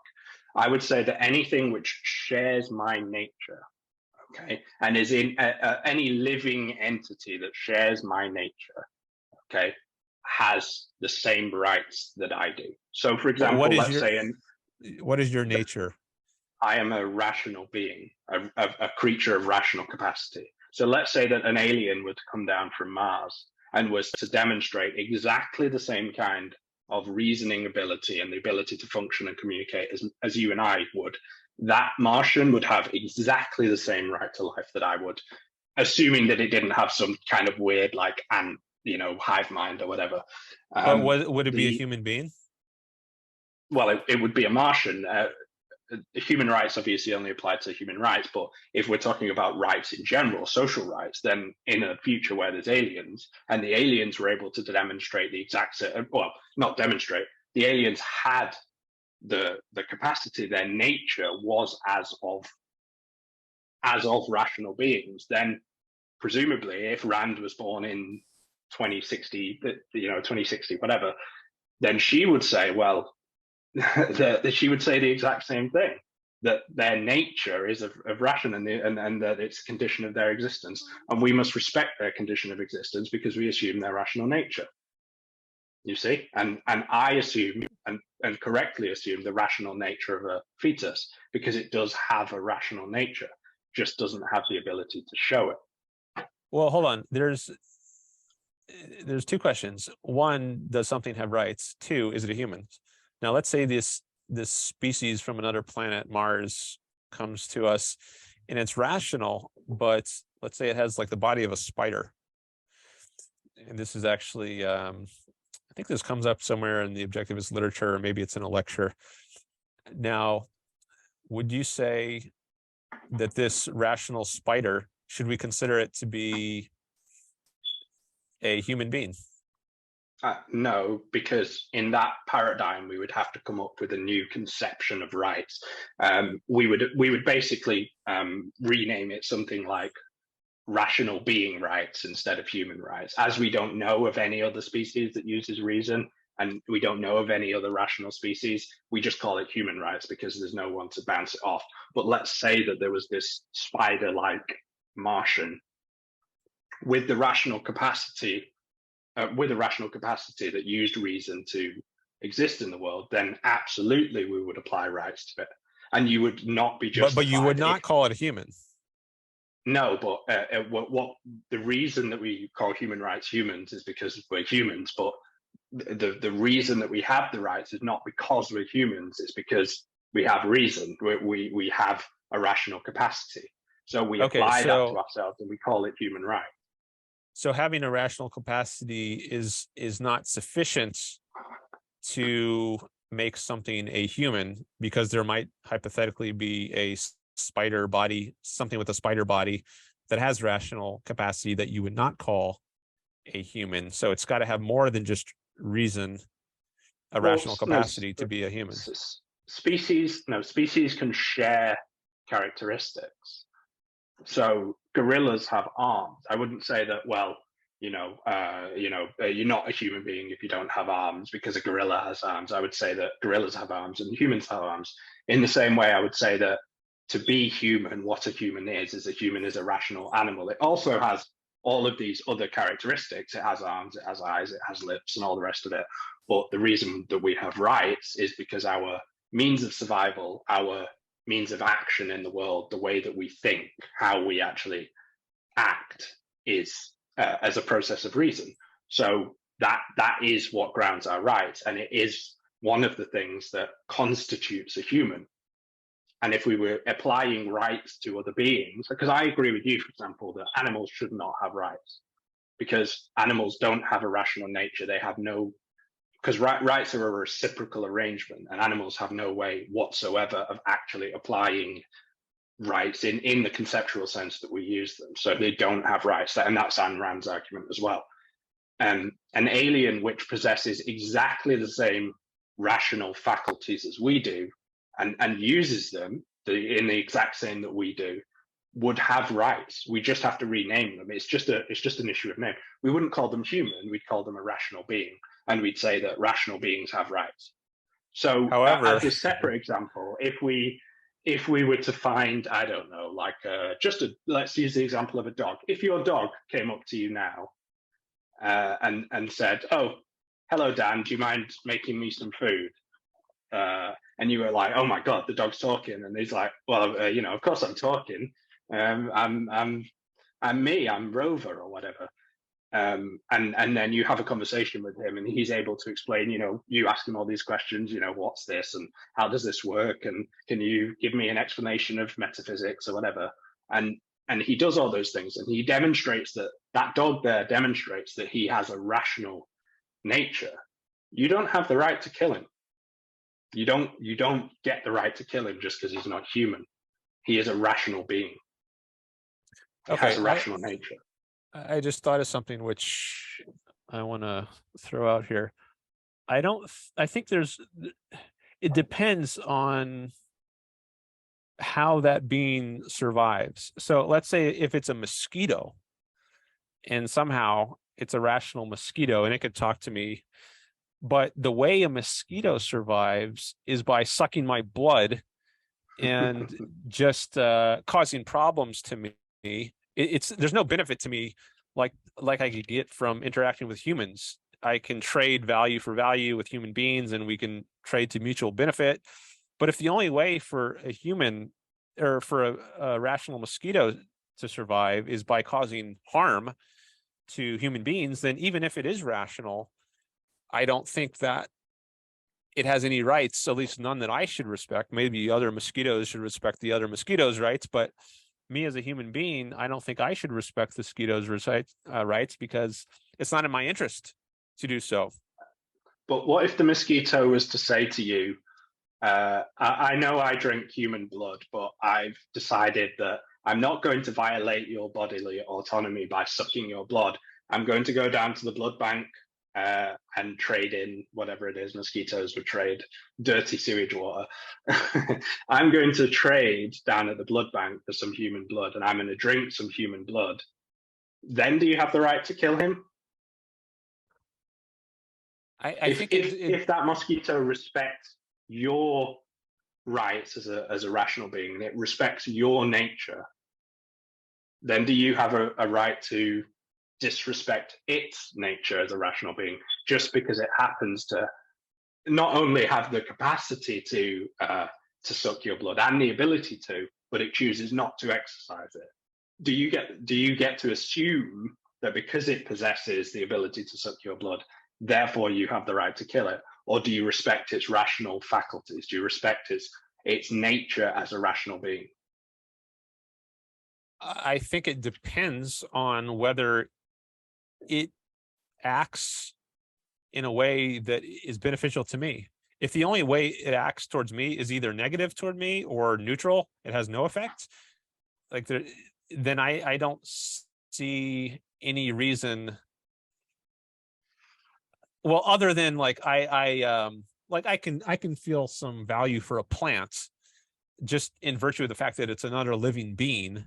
I might not feel very much. It might not matter much towards me, but like this plant right here, I don't think it has any rights. It's not really doing me any harm. It's kind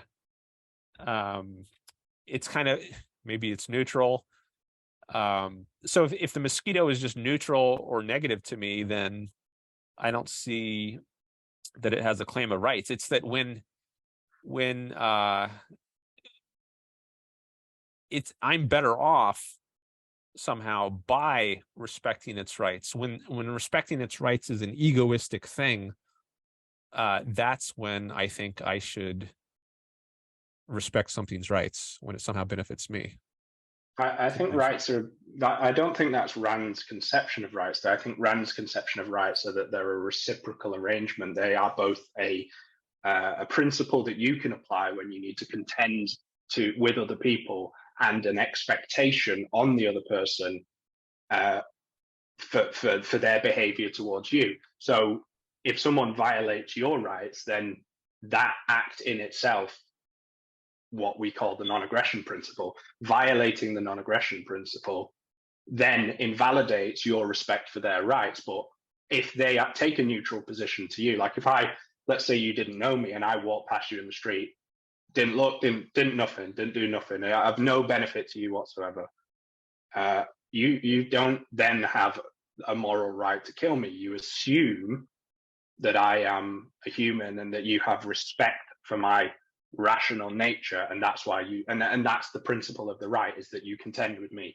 in that way. If I'm coming at you with a knife, then I'm violating your right. The reciprocal nature of rights breaks down. But if you have this mosquito, this rational mosquito, you know it's rational, it's of a rational nature, or the alien or the spider or whatever it is.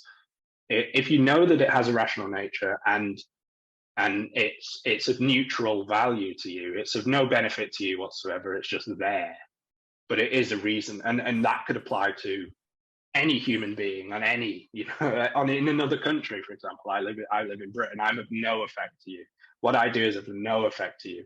You have no right to kill me just because I'm sat here and of no benefit to you. I wouldn't say that. I wouldn't say that. I mean, I don't have to know someone personally for them to be of benefit to me. Lots of people in the world are doing things that, maybe some guy in Britain is going to cure cancer, and I might never know who the guy is, but I could still benefit a lot from him. And I think every human being is potentially doing things that benefit my life. Well, if the mosquito had a rational nature, you could equally say that that mosquito had the ability to come up with that. Well, yeah. Maybe the mosquito might specialize in malaria rather than cancer, but you could say the exact same thing about this rational mosquito. Yeah, so that's why my initial example, if all it does is cause me harm by sucking my blood, then yeah, kill it. But if I have reason to think that respecting this mosquito's rights, like non-aggressive, not using coercion against him, if I have reason to think that that's going to benefit my life, then yeah, I guess I should respect the mosquito. I don't get what this benefit your life thing is, though. I don't understand why that needs to factor in. I mean, it's a consequence of respecting its rights that you derive benefit. I mean, for example, let's say that you tried to kill me. Okay, you came at me with a knife. Okay, that you respect my life, you derive benefit from respecting my life and my bodily autonomy.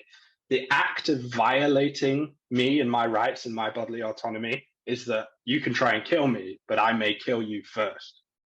That's the consequence of violating my rights. So it's not that you're not violating my rights because it's of no benefit or whatever. The reason that you wouldn't do it if you were pursuing that is because violating someone else's rights does lead to those outcomes. So I don't think that it's a consequence of the assumed respect for other people's rights. You don't respect other people's rights just because it benefits you.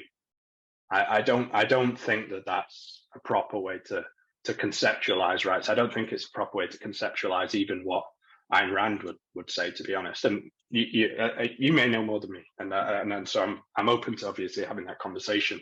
I don't think that's right. I don't think that's the right way to put it. On Rand's view, rights are egoistic, so it is in one's own interest to respect others' rights, and we could talk about why that is, but it's not a duty to not coerce other people, and Ayn Rand is against that idea of duty, like it's. I mean, go ahead. Sorry to interrupt, but correct me if I'm wrong, but she does call it an obligation. She does call it a moral obligation to refrain from violating the rights of another person. Yeah, but to say it's an obligation could mean it's a self-interested obligation. We have a moral obligation to ourselves in the final analysis, but she uses the term unchosen obligation, I think, in her essay Causality versus Duty. I think she might use that term, a duty, or maybe she gives some dictionary definitions of duty there, but I think in one of her formulations somewhere, it's an unchosen obligation. But that's not, so she doesn't think we have any kinds of unchosen obligations, but we do have chosen obligations. obligations.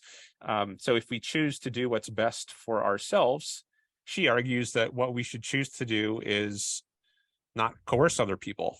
In other words, respect their rights as she understands rights, but she grounds it in what's good for oneself. She thinks it's good for oneself to interact with other people in a voluntary, non-coercive sort of way.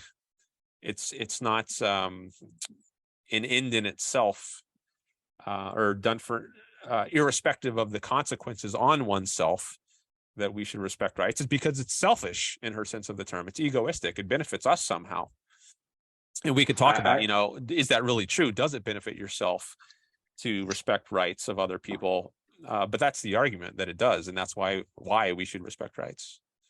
I don't think that applies in all situations, though, because you can conceive of a situation rather easily where someone who has the power and the means to avoid the consequences of violating the rights of another person could very easily do that and benefit themselves greatly. So, for example, let's say, I don't know, you're in the middle of a desert, okay, and or you're in the middle of a jungle or something like that, or even you're in the middle of a big city, like a kind of Delhi or somewhere like that, and you come across like a starving young child who is carrying a bag of cash, okay,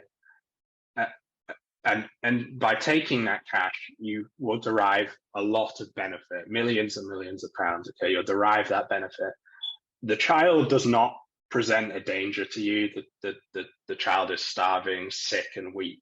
Okay, and it would be quite easy for you to actually act upon that child, to take that away from them, and even to kill them. Okay, and then let's say that you have a means of escape. You have a helicopter, or you have a flight booked to leave the whatever city it is that you are going, or you get in your car and drive away and into another country. Like, let's say you do it in Toronto, and then you go south into America or whatever. There are situations where you can act upon another human, violate their rights, derive a great amount of benefit with absolutely no consequences and no risk to you. You do not refrain from doing that simply because you might derive a negative benefit from it, because you won't derive a negative benefit from it. Well, I would refrain because you would assume, well, you might say, okay, you might suffer a little bit of regret. Well, a little bit. That's the best. Well, let's say you were a psychopath or a sociopath, then you wouldn't. There are so many contextual elements that might contribute to someone taking an action to benefit themselves at the expense of someone else by violating their rights and getting away with it. And the more powerful that you are, the more money that you have, the more mobility that you have in terms of both social mobility and actual geographical mobility, the more you can get away with this sort of stuff. And so you can derive a massive amount of benefit from doing that relative to a tiny amount of, if any, negative consequence. The worst you could say is maybe you might experience some regret, though I'm sure the dollars you just stole from the sick, starving kid would maybe make up for that. You don't refrain from doing that because you won't derive benefit from it. You will derive tremendous benefit from it. You refrain from it because rights are a reciprocal arrangement. So the way that Ayn Rand might put it is that morals are a guide to action. They're a guide to what you should do in furtherance of your own life according to your nature. And rights are that principle applied to a social setting. They are how you contend with other people based both on your nature and their nature. It's nothing to do with benefit. Benefit is derived after the fact. It's a consequence. Okay. Couple things. Psychopaths keep coming up in my discussions. I don't know if you've heard some of my recent debates. People always go to the psychopath, and is that you, or is it the people you're selecting? No, it's well, I don't know if they always do, but it often comes up in my conversations that people say, well, what about psychopaths? What if someone has some they get kicks by killing other people and taking their stuff? Then would it be okay? and I say something like, okay, well, sure, maybe if you're a psychopath, but it's most people aren't psychopaths, and I don't think the point of morality is to come up with an ethics or a political philosophy to accommodate psychopaths. So I don't think that argument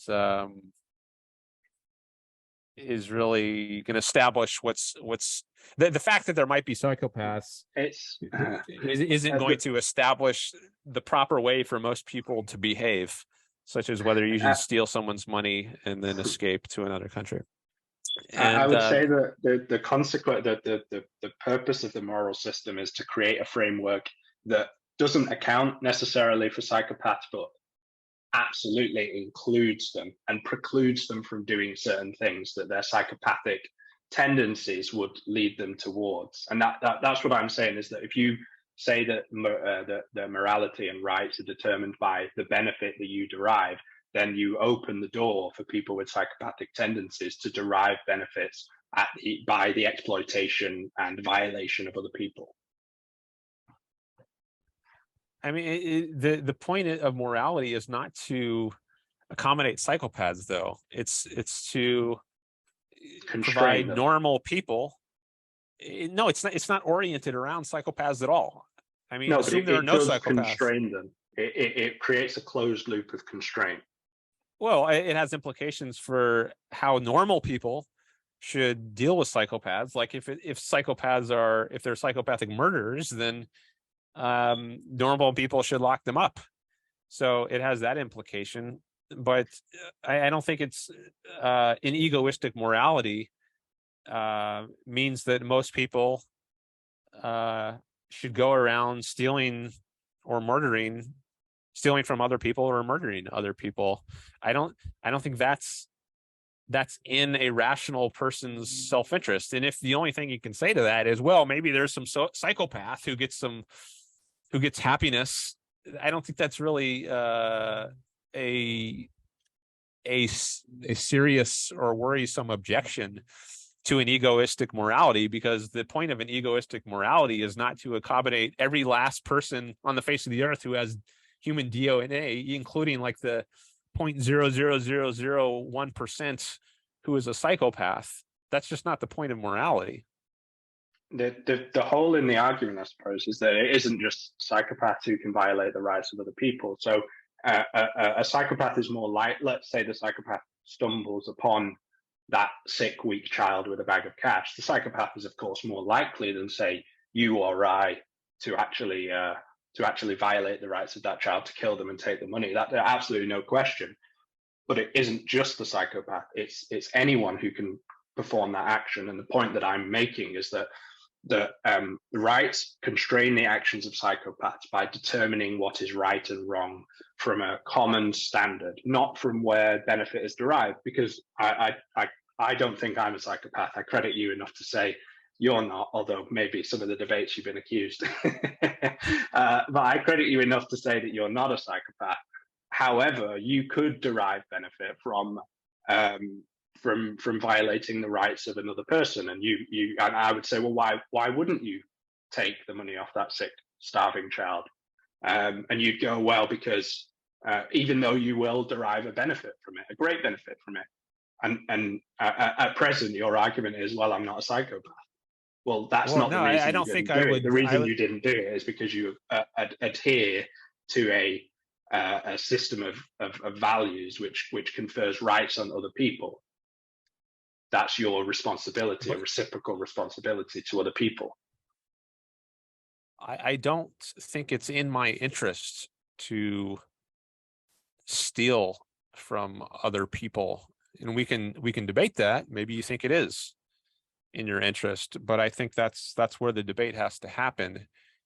I think it's irrational to engage with other people, to relate to other people in that sort of predatory way. So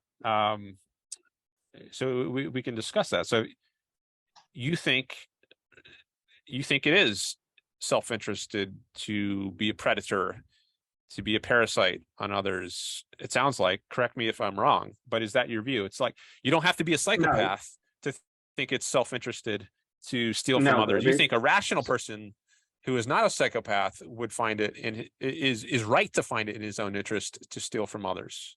Is that your view? no. So I wouldn't say so. I conceive of self-interest in the same way that Rand conceived of self-interest, which is self-interested. Self-interest is the consequence of applying reason to values. Okay, so and as a kind of adjunct from that, you would go on to rights, and you would say that you have rights, and that's derived from the rational nature. What I would say is that it's perfectly possible to derive a value from the violation of other people's rights. I wouldn't necessarily call that a rational value or a rational means of obtaining a value, but it certainly is a value. I mean, if I earn £1 million, okay, that £1 million is a value, and I don't think from a kind of objective perspective that the £1 million in the bag of the sick, starving child who I can kill is actually a lesser value as cash. It's not. It's the exact same value as cash. It has the exact same utility in my life as cash, which I've earned. And the reason that you don't do that is because taking that cash violates both your nature as a rational being, but also it violates the assumed responsibility you have to contend with other people as if they were rational beings as well. Has absolutely nothing to do with whether you derive value from that action. It's whether it conforms to your nature as a human being, which is the basis of your rights. And if you violate those rights, then you remove that reciprocal arrangement. You open yourself up to be violated, to have the conditions of your existence violated. That's the reason why you have rights. Well, I think that's, I mean, if you're saying you open yourself up to some problem or other, then you're appealing to an egoistic reason. It's because it could somehow harm you that you don't do it. But because it's against your nature, that's the point. Well, and yeah, if it's against respecting your nature is part of being egoistic. I mean, if you're acting in a way that doesn't respect things nature, you're fighting, you're in a war with reality.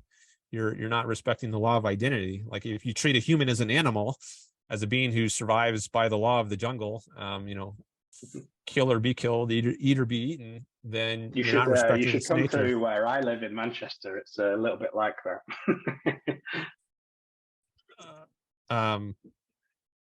I think it's in your self-interest to treat things as the kinds of beings they are, not as some other kind of being. And so I think at least part of what you said suggests there is an egoistic reason that grounds why we should respect people's rights. If it weren't the case, that's respecting rights led to a more peaceful kind of coexistence with others, a more prosperous coexistence for yourself, then I don't think there would be a reason to respect rights. Well, living within your nature, as Ayn Rand says, living within your nature is a condition of your existence. Living with reason is a condition of your existence. So that's the fundamental of it. I mean, let's take just to apparently we were talking about abortion at some point. Just to bring it back to abortion, a mother who terminates the life of her unborn child or the unborn fetus because she feels like she could derive more benefit from being not a mother and having more money and having more freedom and being able to pursue a career and all those sorts of things. She derives benefit from that, okay, but that violates the contention that you shouldn't violate someone else's rights purely because you derive a benefit, an egoistic benefit from that. And that would be my contention about abortion, is that just to go back all the way to where we've been, is that the fetus itself has the rational nature, and that it's assumed that you would respect that rational nature, even if you would derive a benefit from it by violating that rational being's rights. Yeah, well, I mean, that comes back to the earlier discussion. I think the idea of rights is that you don't violate another person's rights or another human's rights. But then the whole discussion is it a human? Is it a person? And I say no, and you say yes. So you're not We're going to violating talk another about person's right. individuation again, aren't we? Yeah, it comes back to that discussion.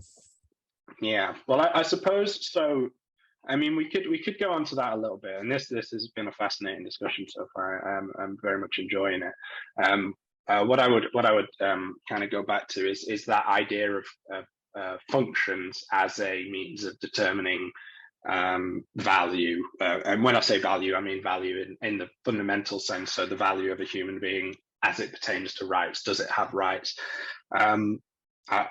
So I think that you would agree with me that the things that I talked about before, size, level of development, dependency, level of dependency, that these things don't differentiate what a human is and what a human isn't. So, for example, the fact that I'm taller than you, or you're taller than an unborn baby, that doesn't mean that you're more of a human than that unborn baby is.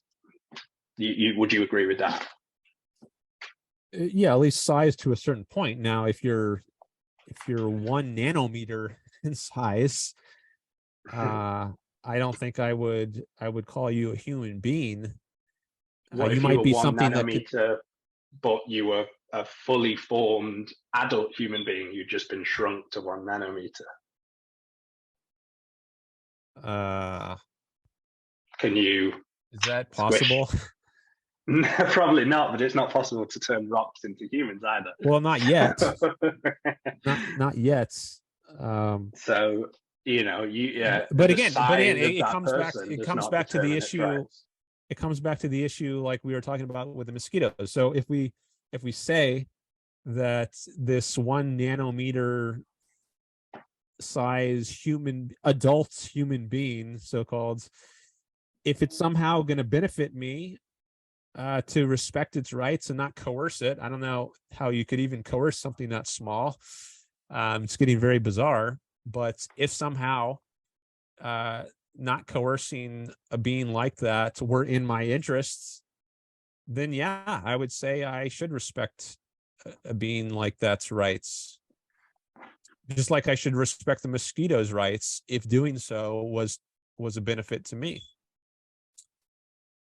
If a human being was shrunk to 1 nanometer though, and was forced to stay at 1 nanometer, then presumably you wouldn't derive any benefit whatsoever from that. I mean, it's not like it could actually do anything or produce anything that would actually help you, but that doesn't mean that you can squish it. Well, I'm not sure about that. Like if it's so you think that if I let's say I shrunk to 1 nanometer now and I was on top of you, I was on your table going, "What's individuation, Dan?" You would have the right to squish me on the table and say, "Stop asking me about individuation." I guess so. Yeah, like it, I mean, I wouldn't be able to see where you are if you're that small, but and I could, if respecting your existence confers no benefit on me, then I don't see a problem with my terminating your existence. Well, if we ever do invent shrinkways, remind me never to accept a party invite from you. But so, well, if that's your position on that, I don't think there's anything that I'm going to say that's going to change your mind. We'll leave it to the viewers on that to decide whether, if they were shrunk and you were given the opportunity to squish them, I'm not saying I would. I'm not saying I would. I just don't see whether they would see it as right for you to be able to squish them. I think that whether they would say, "Oh yeah, no, that's fine. I've been shrunk, so now Dan has the authority, the godlike authority over my existence." Maybe people can write in the comments as to whether they whether they think that or not, whether they get this far in the video or not. I'm not sure, but It'd be I mean, interesting to someone hear. might say, I doubt very many people would. well, you might be appealing or implicitly, or maybe some people are thinking that, oh, well, it would be a cruel thing to do because, you know, Harley is he's got this personality, and Thank you, thank you. he's seemed like a civilized interlocutor, and it would just be cruel to crush a person like that. And I might say, yeah, sure, I recognize that, but then you've brought in a benefit to the conversation. I can respect the qualities of civility and politeness and friendliness, so that would give me a reason not to terminate your existence. But I stipulated in the case, I said, if there is no benefit at all that you confer on me, not even qualities that you have that I might respect, then in that case, I don't see why there's a reason for me to not to terminate. But I think a lot of times what happens is people aren't they don't really consider things to be benefits that are benefits.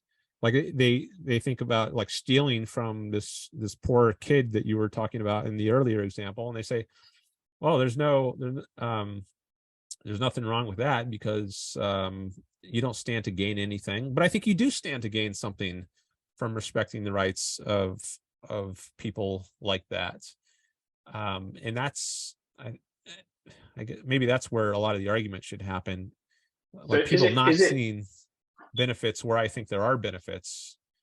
would I say then that it's your content, because you say that people not deriving benefits when there are benefits, so presumably people can make mistakes as and use their reason to make mistakes as to whether someone benefits them or not.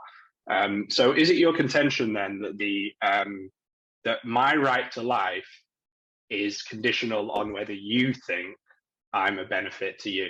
So because you mentioned before that other people might say, well, Harley's a wonderful person, and all the rest of it. I think people would be far more likely to say the opposite, to be honest. But let's just say that they did. They said, oh, Harley's always going on about politics. He's a wacko on abortion, and he's such a horrible person, and he's a bit lazy anyway, and all that sort of stuff. So you make that judgment about me, and that gives you the right to then take my life. My right to life is dependent on whether you make a judgment, or any individual person makes a judgment on whether they like me or not, whether they think I'm a benefit or not. Well, no, I don't think that's tenable. it's not whether I like you, it's whether you've used force. So if you're a murderer, then I think you forfeit your right to life. But if you're just someone who I don't like and I'm not friendly with, I don't think that my judgments that you are that is sufficient for your right to life not to be respected. I think you have to cross a certain line, like murdering someone or stealing from other people, to justify curtailing some of your rights. Okay, so there's a kind of contradiction here. So on the one hand, you're saying that my rights are dependent on me respecting your rights. If I violate your rights, then I forfeit my rights. And on the other hand, you're saying, but only if I benefit you in some way, and if I'm neutral, or if I'm actually what's it called? What's the opposite of benefit? The word's going out of my head. Harm. Harm. If I'm a harm to your life, then you have the right to kill me. Those two positions don't go together. So, for example, I could be a harm to your life. Let's say that we're in business as oppositions. We make, I don't know, cool sunglasses. You're looking good, by the way. And let's say that we both make sunglasses, but I'm a visionary. I'm the Leonardo da Vinci of sunglasses, and I've designed a sunglass which is like the most amazing pair of sunglasses ever, and I'm selling it, and I'm able to manufacture it at a price that you can't even contend with, and therefore I put you out of business. You lose. You've invested all this money. You lose all this money. Now your house is up for grabs. You've gone bankrupt. You can't afford to feed yourself, and you have to sell your car and all the rest of it. I have materially harmed your life. My existence, the existence of my company, and the actions that I perform out in the world have destroyed your life. I am an objective harm by the actions that I have provided. I have destroyed your life. Okay, but only certain kinds of harm I But I think are haven't relevant. violated your rights. I haven't violated Yeah, you. yeah, because you haven't initiated force against me. You just outcompeted me. So I think only certain kinds of harm justify curtailing somebody's rights, and what you described is not one of them. Or if you insult me or you're rude to me, you might have caused some kind of psychological harm to me, but that's not sufficient. But this is all in the context of human beings. When we're talking about these very different sorts of cases, like a nanometer tall rational Harley or a irrational spider or rational mosquito, then I think maybe we can't just use the issue of harm or benefits, even in the specifically coercive sense. Like, as long as the mosquito hasn't used coercion against me, I should respect its rights. I mean, this plant right here hasn't used coercion against me, but I don't think that means it has a right for me not to, pull its leaves off or to kill the plant. So when you're talking about different kinds of beings, other considerations are applicable, such that maybe you can have more of a discussion just in terms of, does this thing benefit me or harm me? And you can just leave it at that level of generality. But when you're talking about human beings like you and I, then I think we have to be more specific about the kinds of harm that someone engages in to decide an issue of whether its rights should be respected. I'll pause there. I guess the just to focus laser in on one point, I noticed that when you referred to me, the 1 nanometer Harley, you referred to me as a 1 nanometer rational Harley. You didn't refer to me as a 1 nanometer human. So I guess what you're doing there is that you are making a judgment based on whatever standard, and I would say it's an inconsistent standard. You're making a judgment as to what you would consider to be a human being in that exact instance, and that's exactly as well what you're doing with the unborn. Now, as a let's say 1 millimeter or whatever, as a 1 millimeter human, I am an individuated human. I have all the functions of a human. I've just been shrunk down. I'm a human being. And you're saying that, well, you're now a different type of being because you differentiate from me in these particular ways that I decide. so because I could make the opposite claim. I could say, well, I've been shrunk down to 1 millimeter, and Dan is, he's a bit of a klutz. He's always like tripping over his feet, and when I'm walking around here, he might step on me or whatever, and well, I don't want that. And well, he's of a sufficiently different nature to me because I'm so small that I have a right to obliterate him, to like switch on the gas while he's asleep or something like that. Whatever would be available to me. I don't think that you would accept that because I don't have the right to violate your rights. However, what you are doing is you are choosing standards that don't apply to you but do apply to others to justify violating their rights. And this is something that the pro-choice side does a lot, and I think that it's something that the pro-choice side does intentionally. It chooses functions that it knows the unborn do not possess, and then chooses those with no justification for why those things confer moral value, chooses those things as the criteria by which we determine what a human being is. And I respectfully, I think that inadvertently, perhaps, because I think that we share values, and I think that you're probably quite a good person, quite a conscientious person. Unintentionally, what you're doing, I think, is that you are making arbitrary judgments, essentially just based on, is something enough like me to be considered a person? And even when it shares exactly the same qualities as you, it just happens to be smaller. It shares the exact same nature as you, it just happens to be smaller. Then you don't consider it a human anymore. You call it a rational entity or something like that, and then that justifies you violating its rights. I don't think that's right. Okay, so I have some thoughts on all that. I think you are sufficiently different that's at the very least questionable. whether you're a human being if you're only a millimeter tall. And as I said before, individuation is not the only relevant characteristic to being a human being. Like a dog, once it comes out of the womb of its mother, is individuated, but that doesn't make it a human being. So just because you're individuated doesn't mean you're a human being, because you might lack some other characteristics, like being of a certain size, like much larger than a millimeter, and you would be so radically different that maybe you should be treated as a different species, just like the rational spider or the rational mosquito. Also, I don't think you should respect my rights necessarily. If you are 1 millimeter Harley, maybe you should turn on the carbon monoxide while I'm sleeping, so giant Dan doesn't come around and kill you. Because I think it's right for you, being an egoist. I think it makes sense for a 1 millimeter egoist Harley to stop threats to its life. So I don't think you should respect my rights if I'm a threat to you in that way. So I think I'm being consistent in saying, well, I don't really. If there's no benefit to me to respect your rights, I likewise think if there's no benefit to you to respect my rights, then you shouldn't respect my rights. So you think that it's okay, in essence, to preemptively strike someone who you have no idea intends to harm you?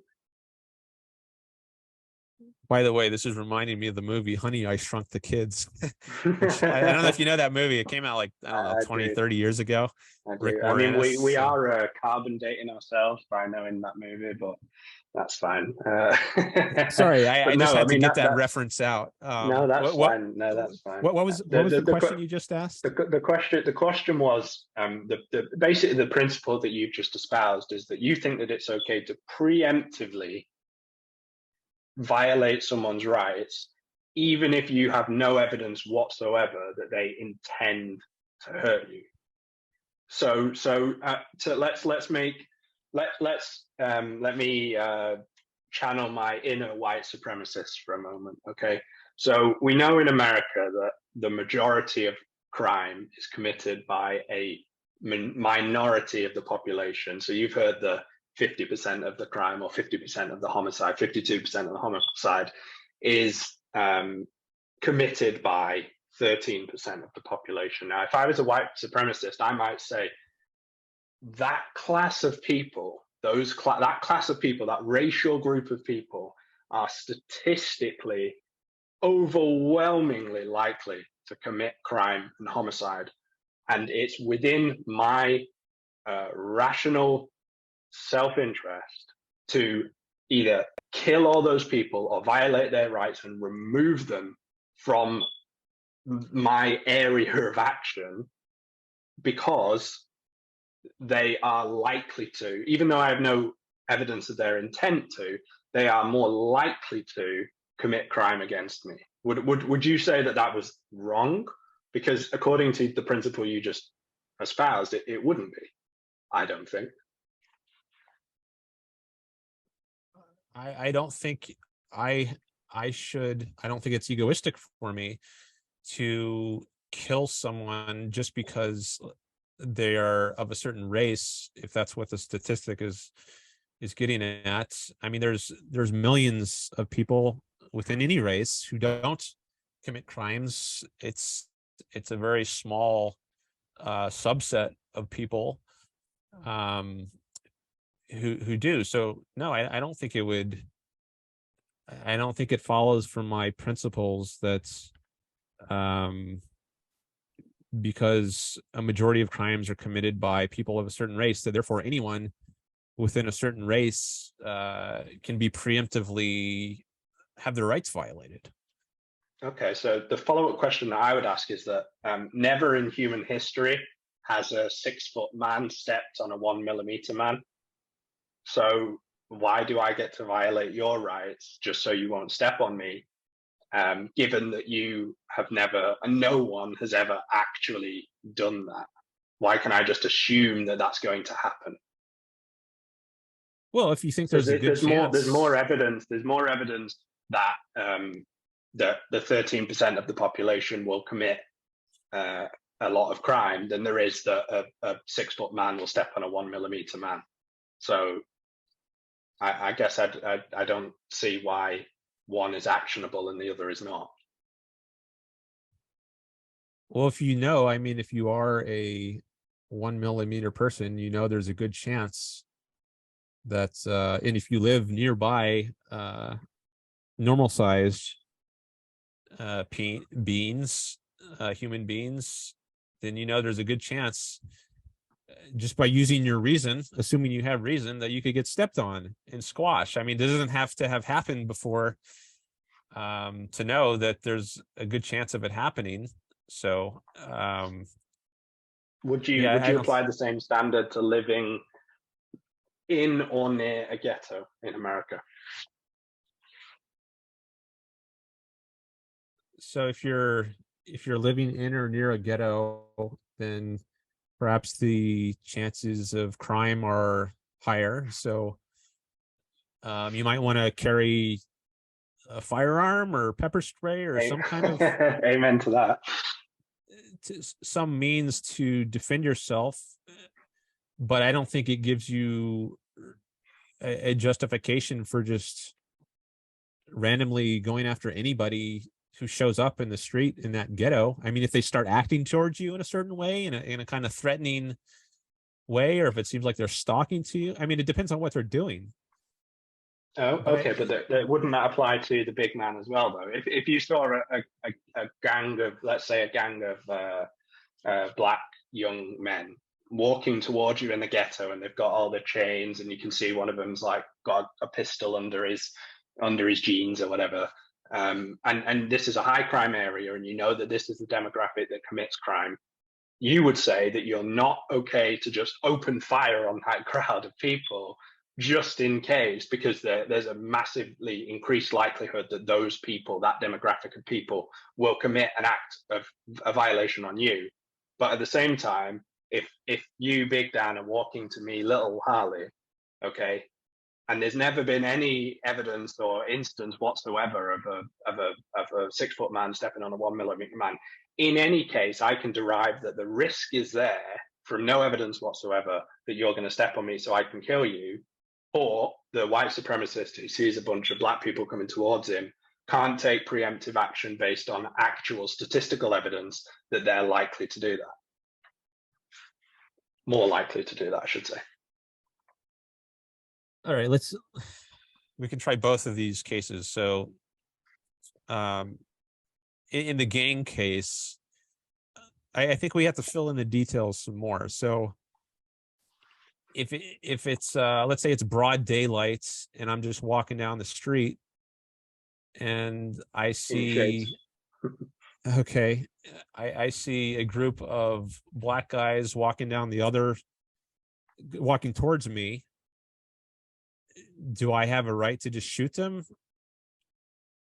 So far, I don't think I've specified enough details to justify shooting at them. I mean, if we fill in some more details, maybe, like if it looks like they're chasing me and there's no one else around they could be chasing after, if they're like yelling at me, pointing at, like if they're saying let's lynch the white guy, then okay, yeah, I guess it is reasonable in that situation for me to take some kind of preemptive measure. So we just have to fill in the details to know. This is reminding me of the Kyle Rittenhouse situation a couple of years ago. So like if people weren't attacking him, then I don't think he would be justified in shooting at them. But given that people were attacking him and his life was in danger, then I think he was justified in that circumstance in protecting himself by shooting. So it just depends how we fill in the details. So I guess I would say that so the issue there is that you have then established intent. So the reason that Kyle Rittenhouse was acquitted for killing Rosenbaum and shooting Grosskreutz and all that, the reason that he was acquitted is because he established intent on the part of those people to commit acts of violence against him, to violate his rights. And that meant that their rights were null and void, and he was justified in doing what he did. Okay, so you've established intent here. The problem is with your original example, which was the 1mm man killing the 6-foot man because the 6-foot man may step on him, is that the 1mm man, in the way that you put it, doesn't even need to establish intent. Let's say that you were walking into your kitchen and I'm in your kitchen, or whatever, or let's say I was I was walking out on the street, which is a very dangerous thing for a 1mm man to do. But let's say I was walking out in front of your house and you come out of your house and you say, honey, I'm just putting the bins out. Do I have a right to kill you because you might step on me? Yeah, I think you do. Why? Because you're an egoistic being. I mean, if you value your own life, then I think it's within your rights to take actions to protect your life.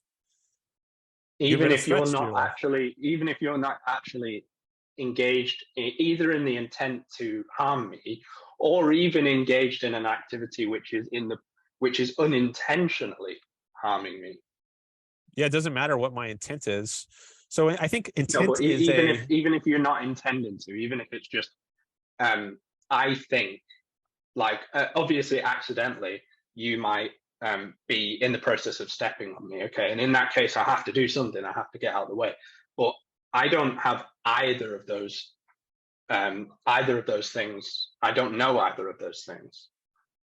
You're just coming towards me. You're not in the act of stepping on me. You haven't expressed an intent to actually harm me. Do I have a right to take action against you just in case? I think if you foresee that there's well, at least in this case, I think you have a right to kill me. If you think there's a good chance that by not killing me, you're going to get stepped on, then I guess it's within your rights to kill me. I disagree. I don't think that would hold up. I don't think that would hold up. I wouldn't see it as you innately, and because what you're talking about is an innate capacity to harm. I don't see your innate capacity to harm by being bigger than me. I don't see that as a threat to me. Well, if it's not a threat to me, then why kill me? I don't see it as in itself as a violation of my rights, even if it was a risk. So there are some women, for example, who say that men are beastly, horrible people who rape us all the time. And so what we need to do is we need to force men to go through either certain medical procedures like castration or forced vasectomies or something like that, or to go through mandatory, regular, like consent training, for example, that sort of thing. There are people who say that. They say that men are an innate threat to me. Their existence and the proclivities and tendencies towards sexual objectification and all those sorts of things presents a very real risk. And they'll come up with these statistics like 1 in 4 women have been raped and all that sort of stuff. I presume that you would say, well, no, they don't get to violate the rights of the men, even though they perceive and maybe even an immediate risk of harming them and violating their rights. So you wouldn't apply the standard consistently. Well, as you were describing it, I was thinking like it sounds kind of BS to me. Their description of men, like they're innately. No, absolutely, but that would be their judgment. Well, I mean, people have all kinds of irrational judgments that, that's not going to justify. I mean, I don't think rights should be determined on the basis of what irrational people think. Okay, but how would you react then if in the circumstances of the 1 millimeter, I'm 1 millimeter, I'm on the street, you're 6 foot or whatever you are, and you're walking towards me, and I go, bam, hit you with a death ray. and you topple over on the ground and you're dying on the ground, and you go, "What the hell? Why did you do that?" And I go, "Oh, well, you were coming my way, so there was a risk you were going to step on me." I don't think you would go, fair enough. I think you would go, "You can't just No, kill I would. me because you judged and decided that I was a threat to you by whatever standard you apply." I don't think you would do that. Why not? Would you actually do that? Sure, why not? So you would accept me killing you arbitrarily It's without not intent? arbitrary. Merely, You well, said it I'm is. It coming is to arbitrary. you, If and I don't. I'm coming towards you, and I might step on you and crush you.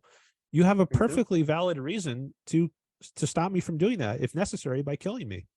But the might crush me is a speculation based on what circumstantial evidence.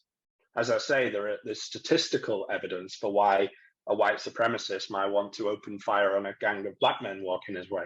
That doesn't make Well, it I right, mean, even though if you there's far have more justification for that than in your for in your experience as a 1 millimeter tall person, I'm assuming you've had some experience with the laws of physics. So, like if something of a certain size, like a little twig or a piece of grass, falls on you, well, you feel some weight, and you can see how if it's over a certain weight, it's going to crush you.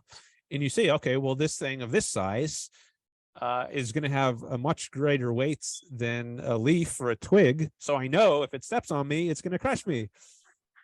So I think the statistics thing is kind of irrelevant here. It's just a basic understanding of the laws of physics. That's all you need. It doesn't have to have happened before. Like I've never been crushed by, a skyscraper falling on me or an elephant falling on me, but I don't need to have had that particular experience in order to know that would be bad for me. I've had enough other kinds of experience with the world and the way physics operates to know that would be a bad thing. So if it seemed like that was going to happen, I would be justified in preemptively taking action to stop it. There are many things, many situations, normal situations without small micro humans that could apply for. For example, just based on a knowledge of physics, if you were carrying a hammer, I suspect that the action of your muscles and the weight of the hammer and the kinetic motion of that would bash my brains in. However, I would have to actually establish intent in order to act to prevent you from doing that. I couldn't just assume that because you had a hammer and because swinging a hammer or having a hammer and having a hammer be bashed on top of your head means that you will get killed, that I can then just assume that that's what you're going to do, or that even unintentionally, that let's say you were swinging the hammer against a wall, nailing in a wall, and I'm walking along. I can't go, well, maybe he'll swing that back and crack me in the head with it, so I'm going to just pop him right here. I wouldn't be able to make that assumption. You would have to actually demonstrate either a credible threat to me, unintended, or Sure. you would have to demonstrate some kind of intent towards me. And sure, I don't think that the mere act of walking down the street. You're changing the example, though. Of course, in the case of the hammer, if you're talking about normal size human beings, then yeah, you need intent. But if you're talking about a millimeter sized person versus a 6 foot sized person, then no, you don't need intent. All you need is the threat. I don't think that's true, because it wouldn't apply in any other circumstance, no matter how justified you would be in doing that. Let's take an extreme example. Let's say you walked into a shopping center or something, and some guy was stood next to you and shouted "Allahu Akbar," and you turn around and he's just stood there. Just because he shouted Allahu Akbar doesn't mean he's going to blow up or start killing people. You have to actually establish some kind of intent in order to justify action against that person. In any situation, no matter how justified the context of the situation might appear to be, and maybe in the case of in a legal sense, you could argue, oh well, Dan, he was coming towards me, I thought he was going to step on me. But in a moral sense, in a judgment sense, in a making a decision sense, I don't think there's any moral justification in going, oh well, maybe Daniel's going to snap on me. He's coming my way, so it's a potentially that's what's going to happen. So off he goes. I don't agree with that. It sounds like you're not an egoist. but to me, my rational self-interest is violated by actual violation. So people either intentionally or mistakenly committing an act against me that violates my rights. I don't think that the circumstantial risk of harm is enough to justify violating the rights of other people. So, for example, like let's say with the hammer example, okay, you're banging a nail on a hammer and I'm walking past and I could go, excuse me, mate, do you mind being careful a sec? I'm just walking past you. That would be the first point of action. Yeah, the first point of action would not be to smack you on the back of the head before you could hit me. And it's the same with the example of the 1 millimeter man and the tall man. That it would morally, rationally, using reason, it would be an obligation on me to actually try to communicate to you, to reason with you, to contend with you as a rational being before just assuming that your actions were going to cause me harm. Well, sure. I mean, if you have a way to communicate with me, I guess go ahead and do that. But I think you're building in more to the example than was originally there. Just taking the example as it was originally given, I don't think there's any reason at all for you not to kill me if that's what's necessary to stop yourself from being killed. Even if you have no evidence that that's what's about to happen. No, there is evidence. In the example, you said I'm walking towards you. I mean, if I'm walking towards you, then I'm assuming in the example that there's a good chance one of my steps is going to hit where you are. Yeah, but I would say that the only moment that it would be justified to be killing you is if I attempted to make contact with you, and let's say because I'm so small you couldn't hear me, and then you lifted up your foot to bring it down on where I was stood. Then I could go, oh, he's about to do something which is about to violate my right to life. Now I can act. But 10 paces away, coming my way, no, I don't think I do have a preemptive right. Well, sure, but you're specifying more. You're adding more details to the case. I mean, well, I would say don't kill me to the point applicable. where there's a good chance where you think you're not going to have a chance left. So if I'm a mile away, I would say don't kill me. But if I'm 20 feet away and you're so small you don't have time to run out of the path of where my feet are going to go, by the time I get there, then at that point I think you're perfectly justified morally in killing me. Oh, you lost your hearing? All right, can you hear me? Yeah, I can hear you now. Yeah, my headphone went off them for a second. No, my answer to that would be that. Did you hear what I said? I didn't catch the last few words. I was just saying, like, if I'm a mile away and you have an opportunity to stop me by communicating with me somehow, then sure, communicate with me first. But as soon as I get to the point where it looks like there's not going to be a chance, at least not a good chance, for you to get out of it alive, then at that point, I think you're perfectly justified in killing me. I do think that that you changed what you were saying though, because what you're saying now is that the only time that I can't just infer the threat. There actually has to be a threat. That's what you're saying now. That the mere fact of you walking towards me is not any longer justification enough. I actually have to now know that that's going to be affecting me. That you actually have to be in the act of harming me, either by having your foot above me to crush me, or going in my direction sufficient that I can't get out of the way, and then I can see that there's a collision coming.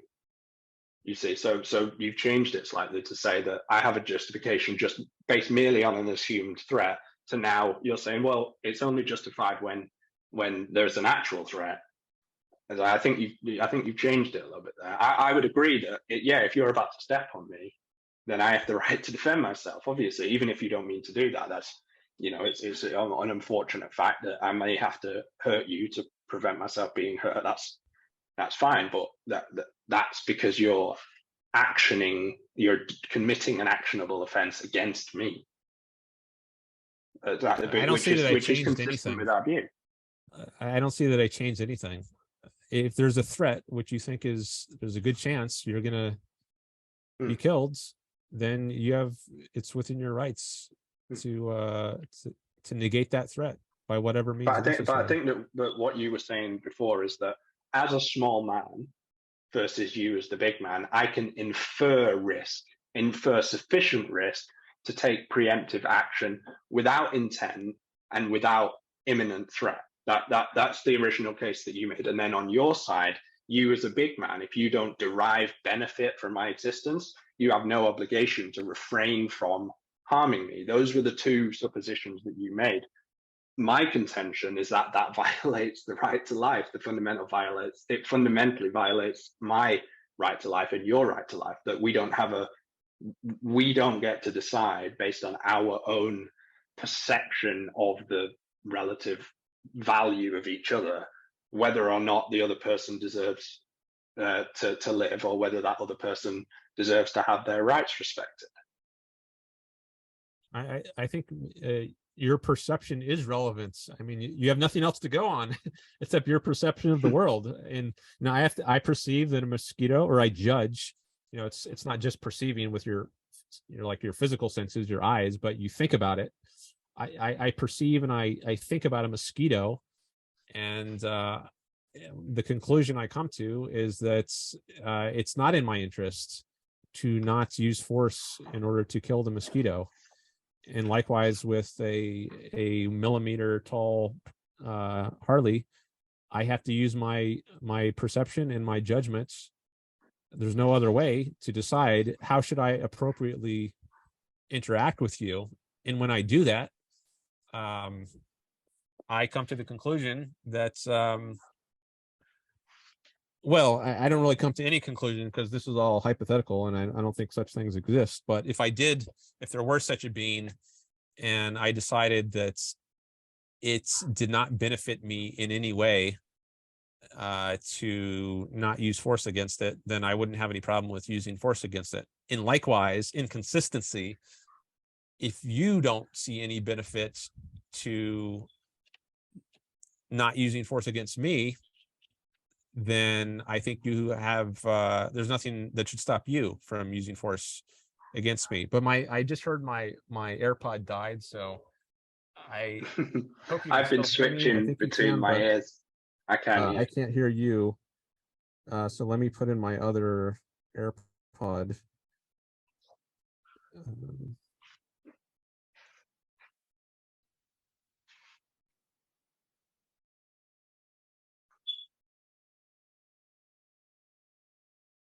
All right, am I connected? Can you say something? Hello, can you hear me? Oh, no, I don't hear it. Oh, hold on. Connect. AirPods. Okay. I think I can hear you now. Testing, 1, 2. Okay, I got you back. Yeah. Just to, I suppose, tie it back to abortion and try to kind of summarize the discussion that we've had as best that I possibly can. Okay, sorry, it broke up a little bit. You said you were going to tie it back to abortion? Yeah, so I wanted to kind of tie this discussion. Has been a very, very good discussion on that, and I'd just like to kind of tie it back because I kind of want to summarize what I think your position is, and I want to kind of summarize that for myself and for maybe the people listening, so that they can make a judgment as to whether they think that your conception versus my conception is tenable. So my basic conception, or my understanding of what you're saying essentially, is that the nature of a rational being, okay, which is the basis upon which rights exist, okay, because rights exist as a kind of an extension of the conditions of existence for a rational being, to use reason. So the fact of being a rational being which grounds your rights, which justifies the existence of rights, is not enough to ground those rights. You don't qualify for those rights just because you happen to have a rational nature. That your right to life as a rational being is contingent upon the subjective benefit that other people derive from you. That's essentially what you've said. And so if we tie it to abortion, that whether an abortion is whether an unborn fetus, unborn child, whatever you want to call it, whether an unborn human entity is a human being or a person, actually has nothing to do in the way that you've framed your conception of rights and how you apply them to other people. That whether that being is a human being or not, whether it possesses certain functions or not, whether it's individuated or not, actually doesn't have any bearing whatsoever on its rights. The argument that you've put forward, and you're welcome to correct me, and I'm sure you will, but the argument that you've put forward is that all those things don't matter. What matters is whether other people derive benefit from you, from that being. Okay, so it doesn't matter if the unborn is human or not. You have a right to kill it. The mother has a right to kill it specifically if she doesn't derive a benefit from it, whether it's human or not.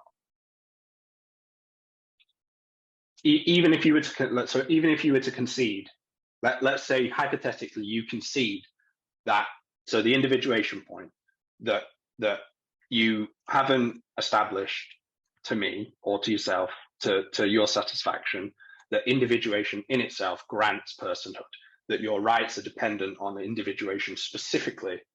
The justification for the rights might be different, but to qualify for that, the underlying assumption is that you're an individual person, okay? You are individuated, okay? What I get from you, okay, is that if the mother does not derive benefit from the human being, the unindividuated human being, which hypothetically you've accepted it's a human being, that she can kill it anyway if she doesn't derive benefit from it. Is that your proposition? I guess if maybe what you're getting at is that the more fundamental point is the egoism, not the issue of whether it's a human. So if something is not, if I stand to gain no benefit from something, it doesn't really matter whether it's a human or not. As long as I stand to get no benefit from it, from respecting its rights, then there's no reason to respect its rights. And if that's what you're getting at, I think, I guess my first reaction is to say, yeah, that's right. However, I would then go on to add that as a matter of fact, I think you do get benefits from respecting the rights of other human beings. So I think it actually is in your interest to respect the rights of other human beings, but the more fundamental reason for doing that is because doing so, respecting the rights, is a benefit to yourself. And that's what's controversial, and a lot of people want to push back on that and say, well, actually it could be in your interest not to respect other people's rights, like steal from the poor kid on the street, as you were talking about before. And then I would argue, no, it actually isn't in your interest to do that. But that's where I would go. Oh, hold on, my phone is beeping.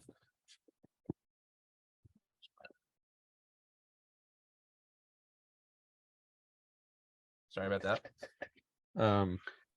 Can I ask a question, if you don't mind? Yeah. What is as an objectivist, what is the objective standard by which you claim that all human beings are of some benefit to all other human beings, and that's the common standard by which all other human beings deserve rights? What's the objective reason? I think it's that they all have a rational faculty, and they can use that faculty for this is at least part of the answer. I think they have a rational capacity which they can use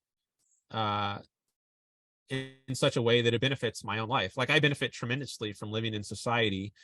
All the knowledge that I didn't discover but was discovered by other people is available to me through the internet and libraries and so forth. All the trading opportunities. I don't have to be a self-sustained farmer and produce everything on my own. I can specialize in something and other people can specialize in other things. Then we can trade such that I'm better off than if I had to produce everything on my own.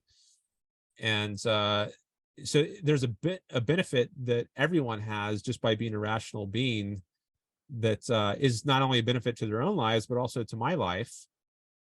But of course, if they don't use their rational faculty for if they use it in a certain way, it's a benefit to me. But if they use it in another way, it's not a benefit to me. Like if they use it to mastermind crimes or to enslave other people, to rob banks, then I think that's not a benefit to me. And so I would support laws that lock those people up and get them out of society, maybe put them to death if they've murdered someone, death penalty. But as to why everyone, at least potentially, is a value to me, it's because they have a rational faculty that I can benefit from, at least indirectly. That's one. Maybe there's even more, because I can benefit from dogs and cats also, even they don't have rational faculties. There's still the issue of just have a affectionate pets to keep you company. That can be a value. But I think humans can add even more value on top of the value that non-rational beings can provide. Plants can also provide value, even though they don't even have what pets have. Just seeing another being grow can provide value. But not everything that has value, even potentially, has rights. I think rights are restricted to human beings. I would say in response to that is that the argument you're making for the benefit of people using reason in society, the social benefit that you derive from that is an aggregated outcome. Okay, so yes, of course, most people use reason. Okay, and most people use it effectively most of the time. And the net result of that are positive things. Things get made, things get produced, things get traded. So the aggregated kind of outcome of most people using reason most of the time is benefit to you. I completely agree with that.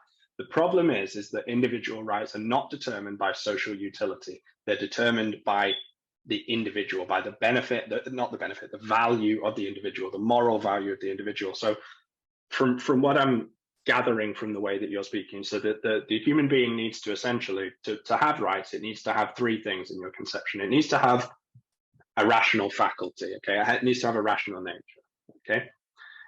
Then it needs the ability it needs to demonstrate an ability to use that rational nature, okay? And the third thing it needs is to benefit you by use of its right. Hold on.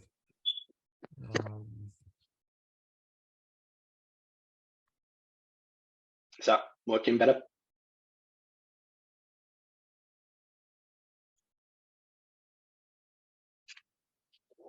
Okay, I think I can hear you now. Somehow I lost my AirPods there for a second.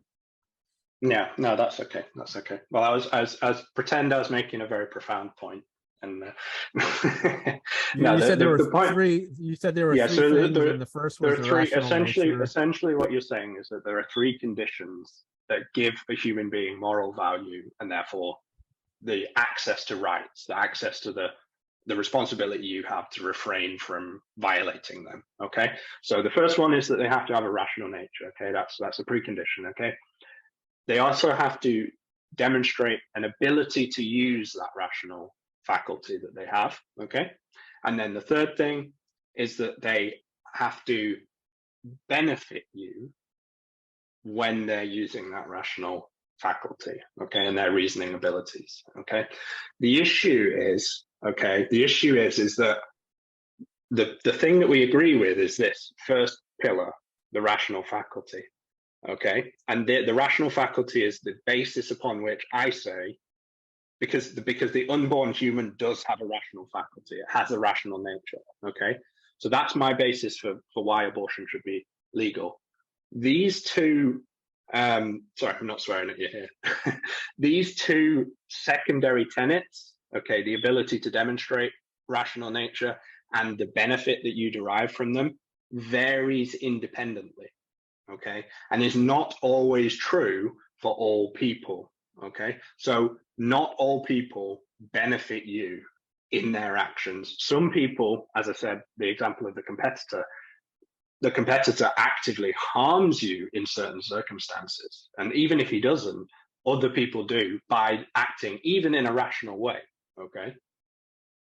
But if someone, through their rational actions, affects your condition and on balance, negatively affects your life, you do not have a right to kill them. That's the first thing.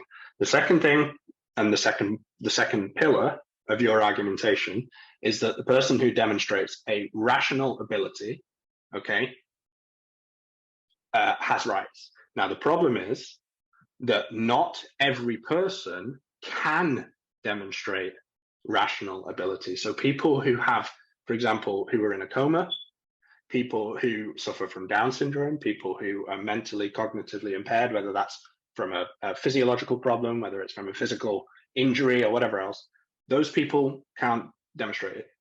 If they're babies, 2 years old or 2 months old, they cannot demonstrate it. So and to conclude on that, they can't demonstrate it, and you cannot kill them. You do not have a right to kill them, even though they can. So the two final pillars that they derive benefit from you, you derive benefit from them, sorry, and that they can demonstrate rational ability. Neither of those things are always true, and when they're not true, you don't have the right to kill. The only pillar that stands now consistently is rational nature. A human being has a rational nature, always, whether it can demonstrate it and whether it benefits you or not. It always has, as its fundamental nature, as the means of its survival, as the volitional consciousness, the consciousness of its brain based on volition, based on reason. That is what a human being is, okay? And that is the only consistent, objective principle that grounds rights. And that's the fundamental argument for banning abortion, against abortion. It's a human being, and that is what grounds its rights. Are you saying that this is a summary of my view? Yeah, I would say that's a summary of your view. I would say that those three pillars that you mentioned through the whole conversation, those are your three pillars, okay? Needs a rational nature, needs to demonstrate rational ability. Otherwise, as you said, we lock these people up or whatever else it is if they don't demonstrate rational ability. And benefits you, that it has to be a benefit to you. You have to derive a benefit, okay? Or that it has to at least be a potential benefit.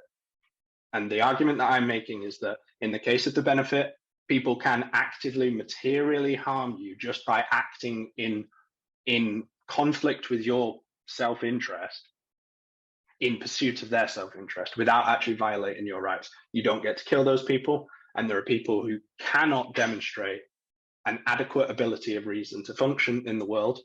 Yes, we restrict certain liberties to those people. We don't let people with Down syndrome drive, for example. I think may be one of the examples, but we do not take the leap to kill them. We do not take the leap to say, not only do they not have those access to those things that we've decided, but they also don't have access to rights, and anyone at any time has the right to kill them if they choose. We do not say that. Those two principles are completely subjective, and because they're completely subjective and because they're completely conditional, they cannot ground rights in an objectivist worldview. And the only thing that's left, as I said, the only thing that's left is the fundamental nature of the human being. The human being's rights, the moral principles that it guides its life by, are based on its nature as a rational being, on its capacity to use reason, irrespective of whether it can, and irrespective of whether it does in a good way, and irrespective of whether it benefits you. Okay, I'm not sure that that actually summarizes my view. Let's see, what else can I say about it? Like, I'm just looking down at the list of 3 points you made. So I do think to have rights, it needs to be the kind of being that has a rational faculty, at least, as it has to be individuated. That wasn't in your list. Well, the individuated would come as part of its ability to demonstrate. Because your contention is that if it's not individuated, it doesn't have a way to individuate itself by demonstrating the abilities of an individuated being. Would that be an accurate way to put it? Doesn't have the way to demonstrate the abilities of an individuated being if it's not individuated. Because an individuated being has characteristics, and specifically with regards to its humanity, it has characteristics related to action. Okay, so and the action is a consequence of its reason, of its rational nature. Okay, so your contention, at least as far as I understand it, is that a being who is individuated, the quality of being individuated is based on the characteristics of an individuated being, and therefore your contention is that a non-individuated being has no way to demonstrate those characteristics. So it's the demonstration of the characteristics that make individuation matter.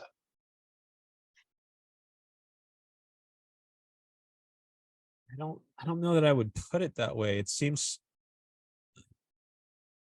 like maybe it's being made more complicated than it is. By the way, I have to go in like 20 minutes, so just want to give you a heads up about that. No, that's fine. I've got a cheeseburger cooling on the side, so Okay. I think either 5, 10, 20, whichever, however long you want to kind of finalize this discussion, I'm fine with that. But yeah, I would like to kind of get at those 2 points, because I think that does fundamentally, I mean, that in some ways it decides the whole debate from an objectivist perspective. So we both agree on the first principle, don't we? That you can't have rights if you don't have a rational nature. Dogs don't have a rational nature. Rocks don't have a rational nature, at least not yet. But they don't have a rational nature. They're never going to have rights. It's inaccessible to them, because the concept of rights only applies to a rational being.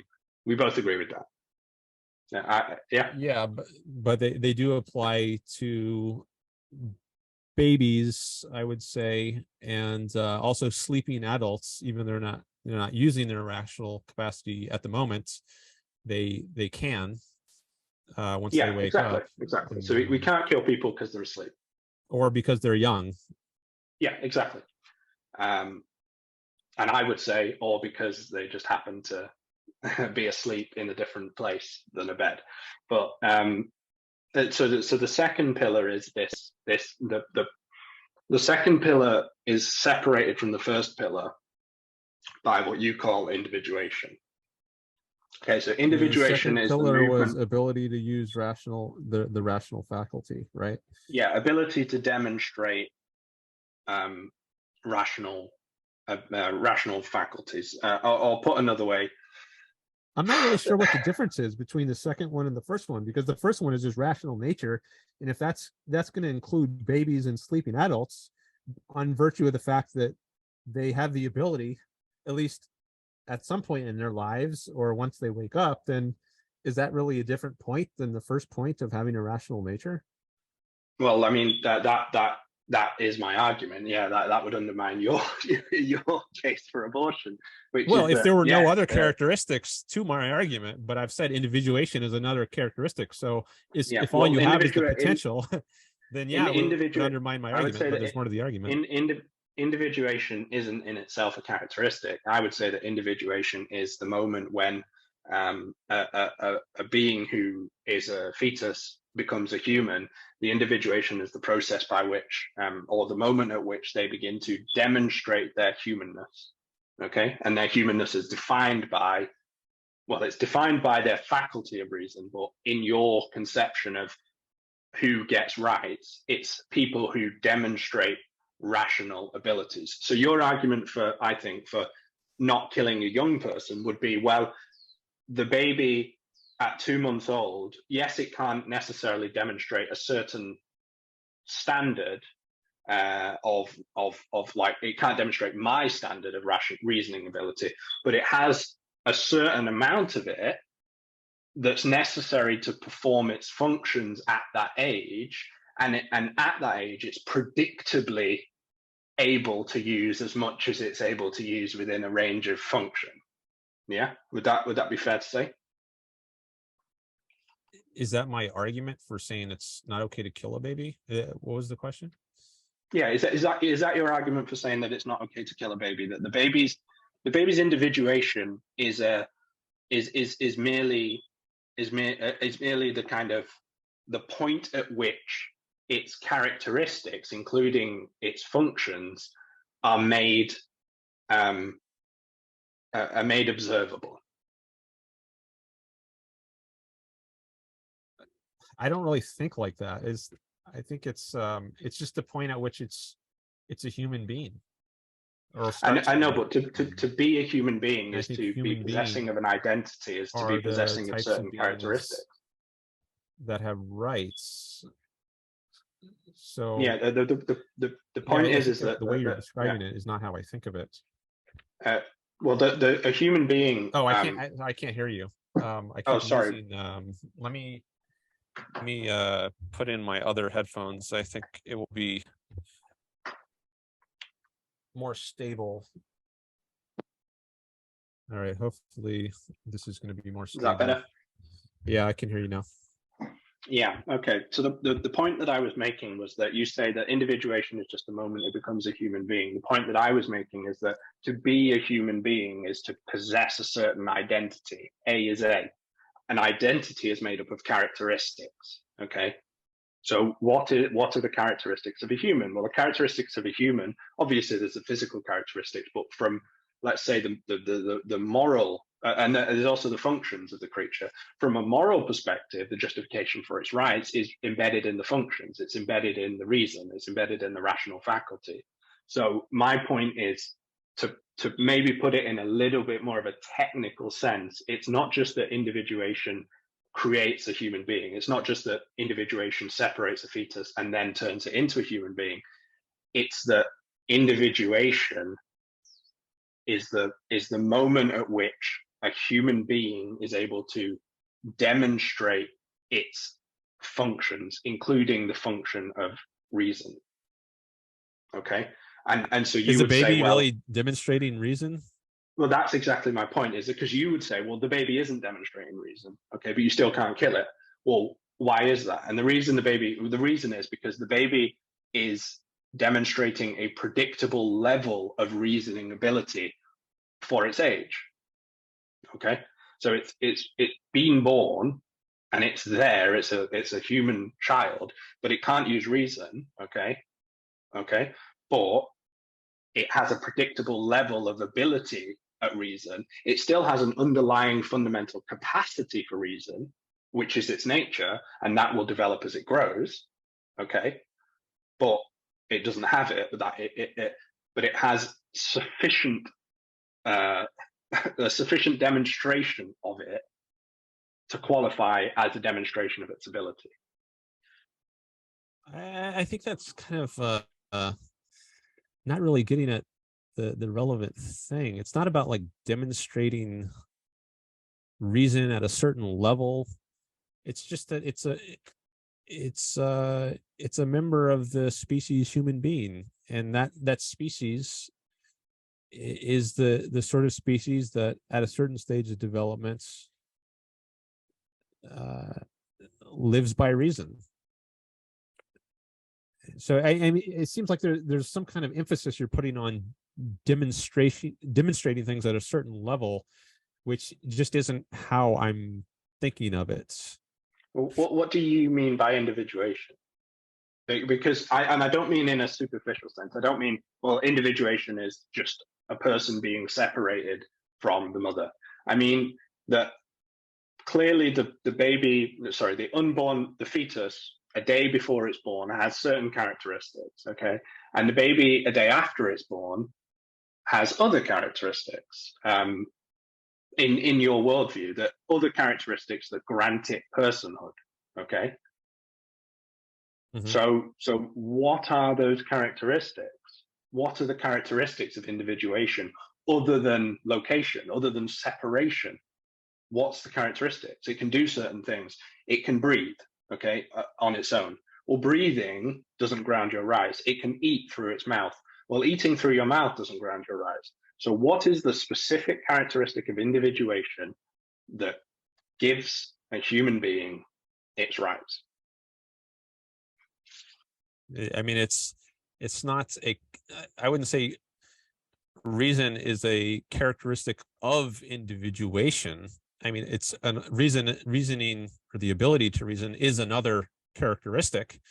So there's the characteristic of being individuated. There's the characteristic of being the sort of entity that can eventually use reason.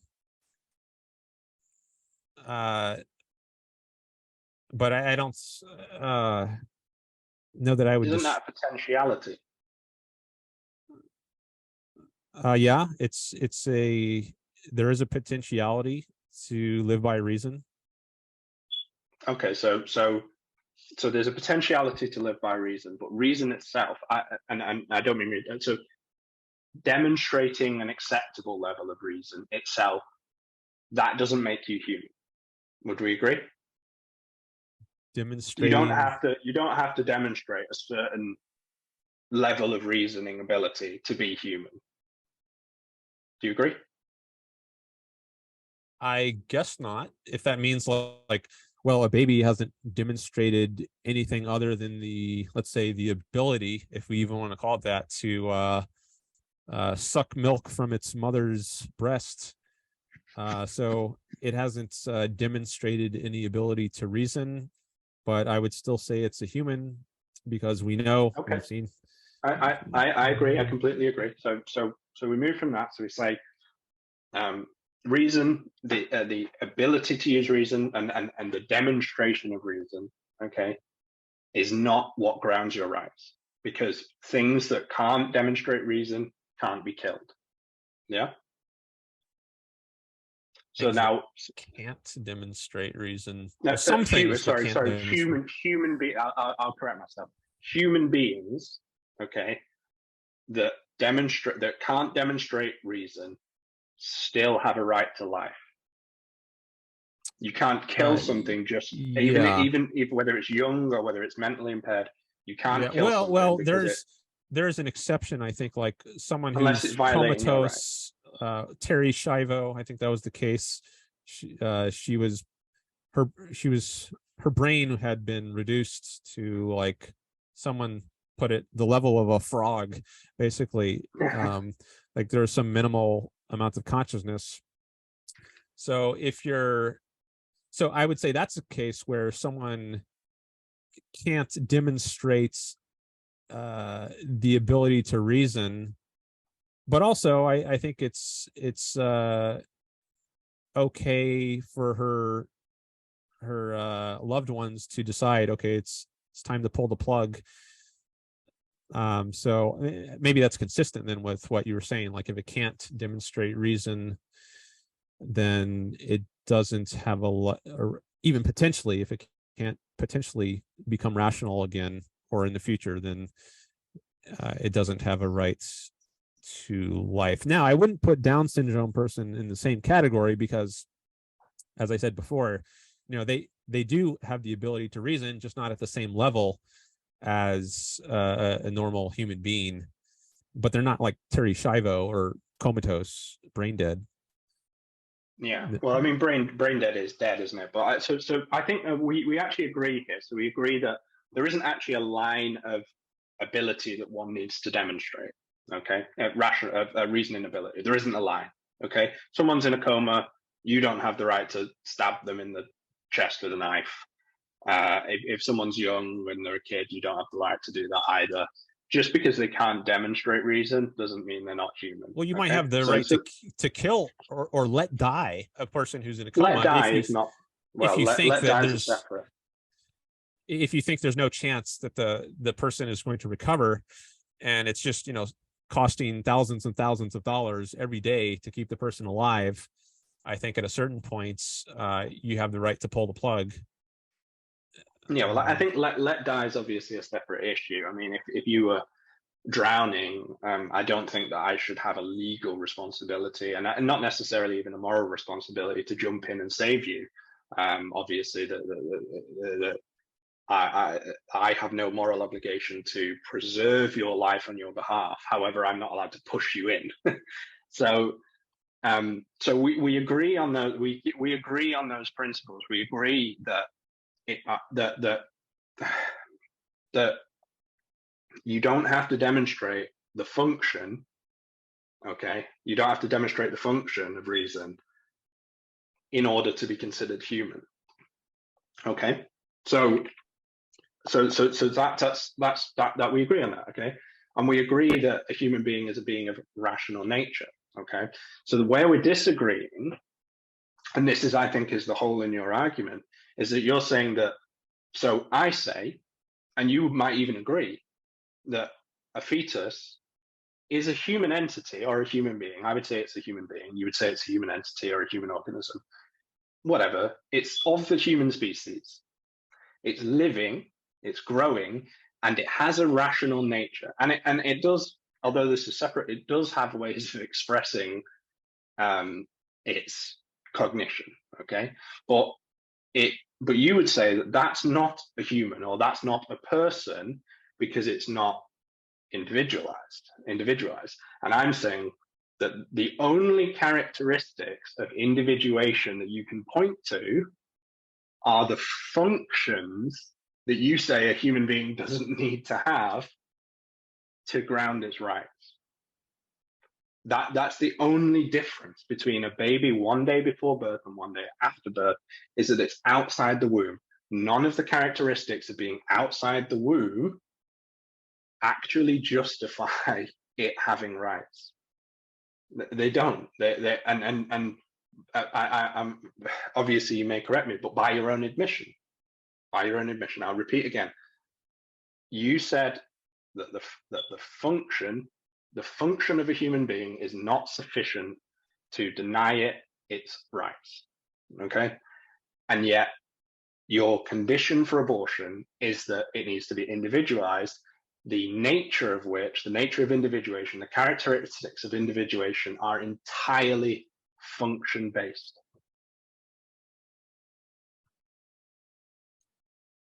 There's a couple things there I'm not sure I sign on to. Like the last thing, the characteristics of individuation are function-based.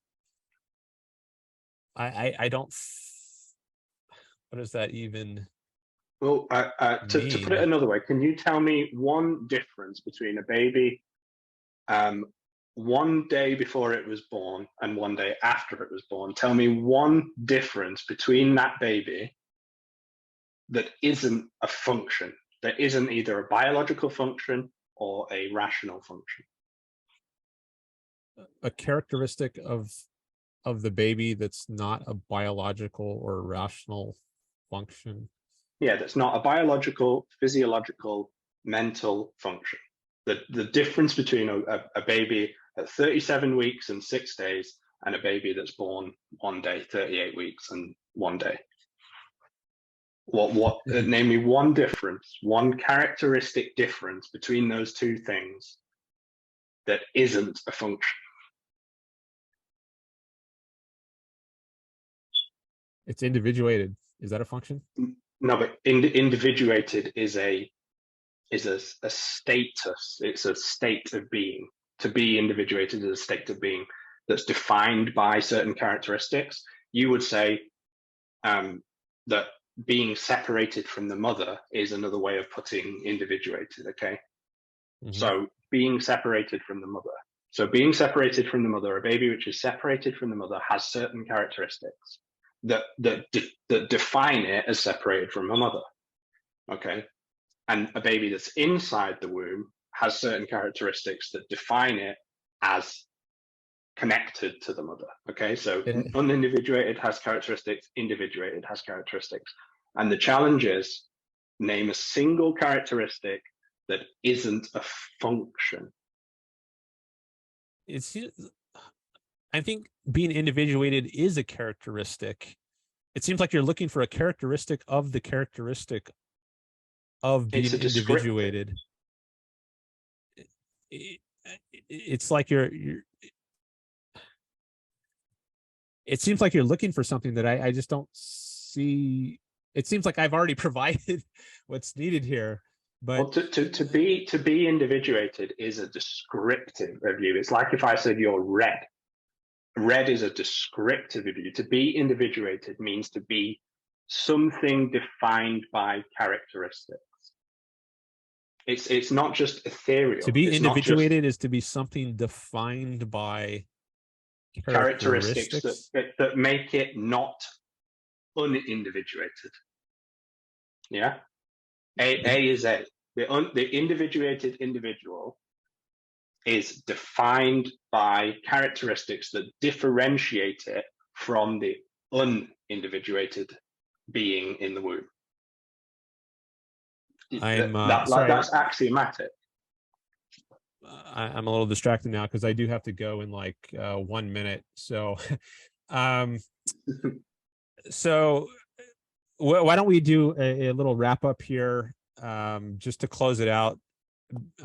So sorry I had to interrupt, but I do have something else. That's absolutely fine. I mean, I've had you on here for more than long enough. This might be a record in terms of the longest show I've done.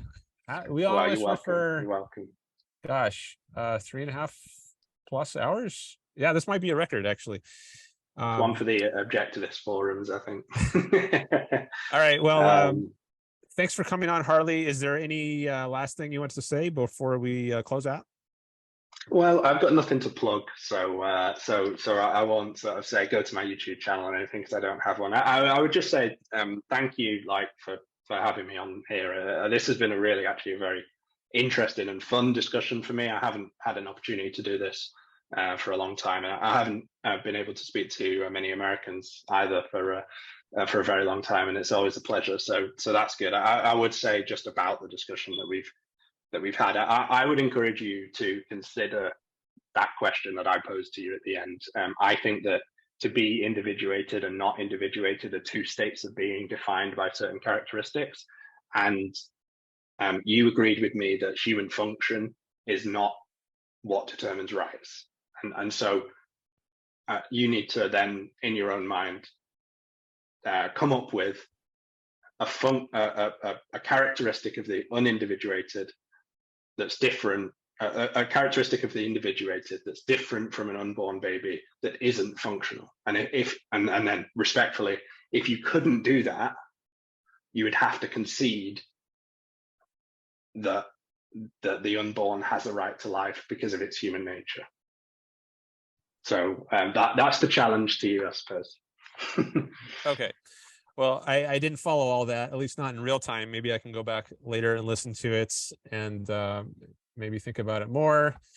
And there's lots of material here, which both of us could think about more, I guess. And, we can also just continue the discussion in the comment section. So if anyone watching this wants to continue there, that would be great. I'm looking to grow my channel, get more views, more subscribers, more likes. So I invite everyone to check this video out, share it around. And thank you, Harley, for coming on. I appreciate the opportunity to speak with you. We covered a lot of ground in this that I don't think has come up that did come up in my previous debate. So it's good to cover some more angles on this. So thanks for participating. Yeah, it was a pleasure, real pleasure. All right. Take care.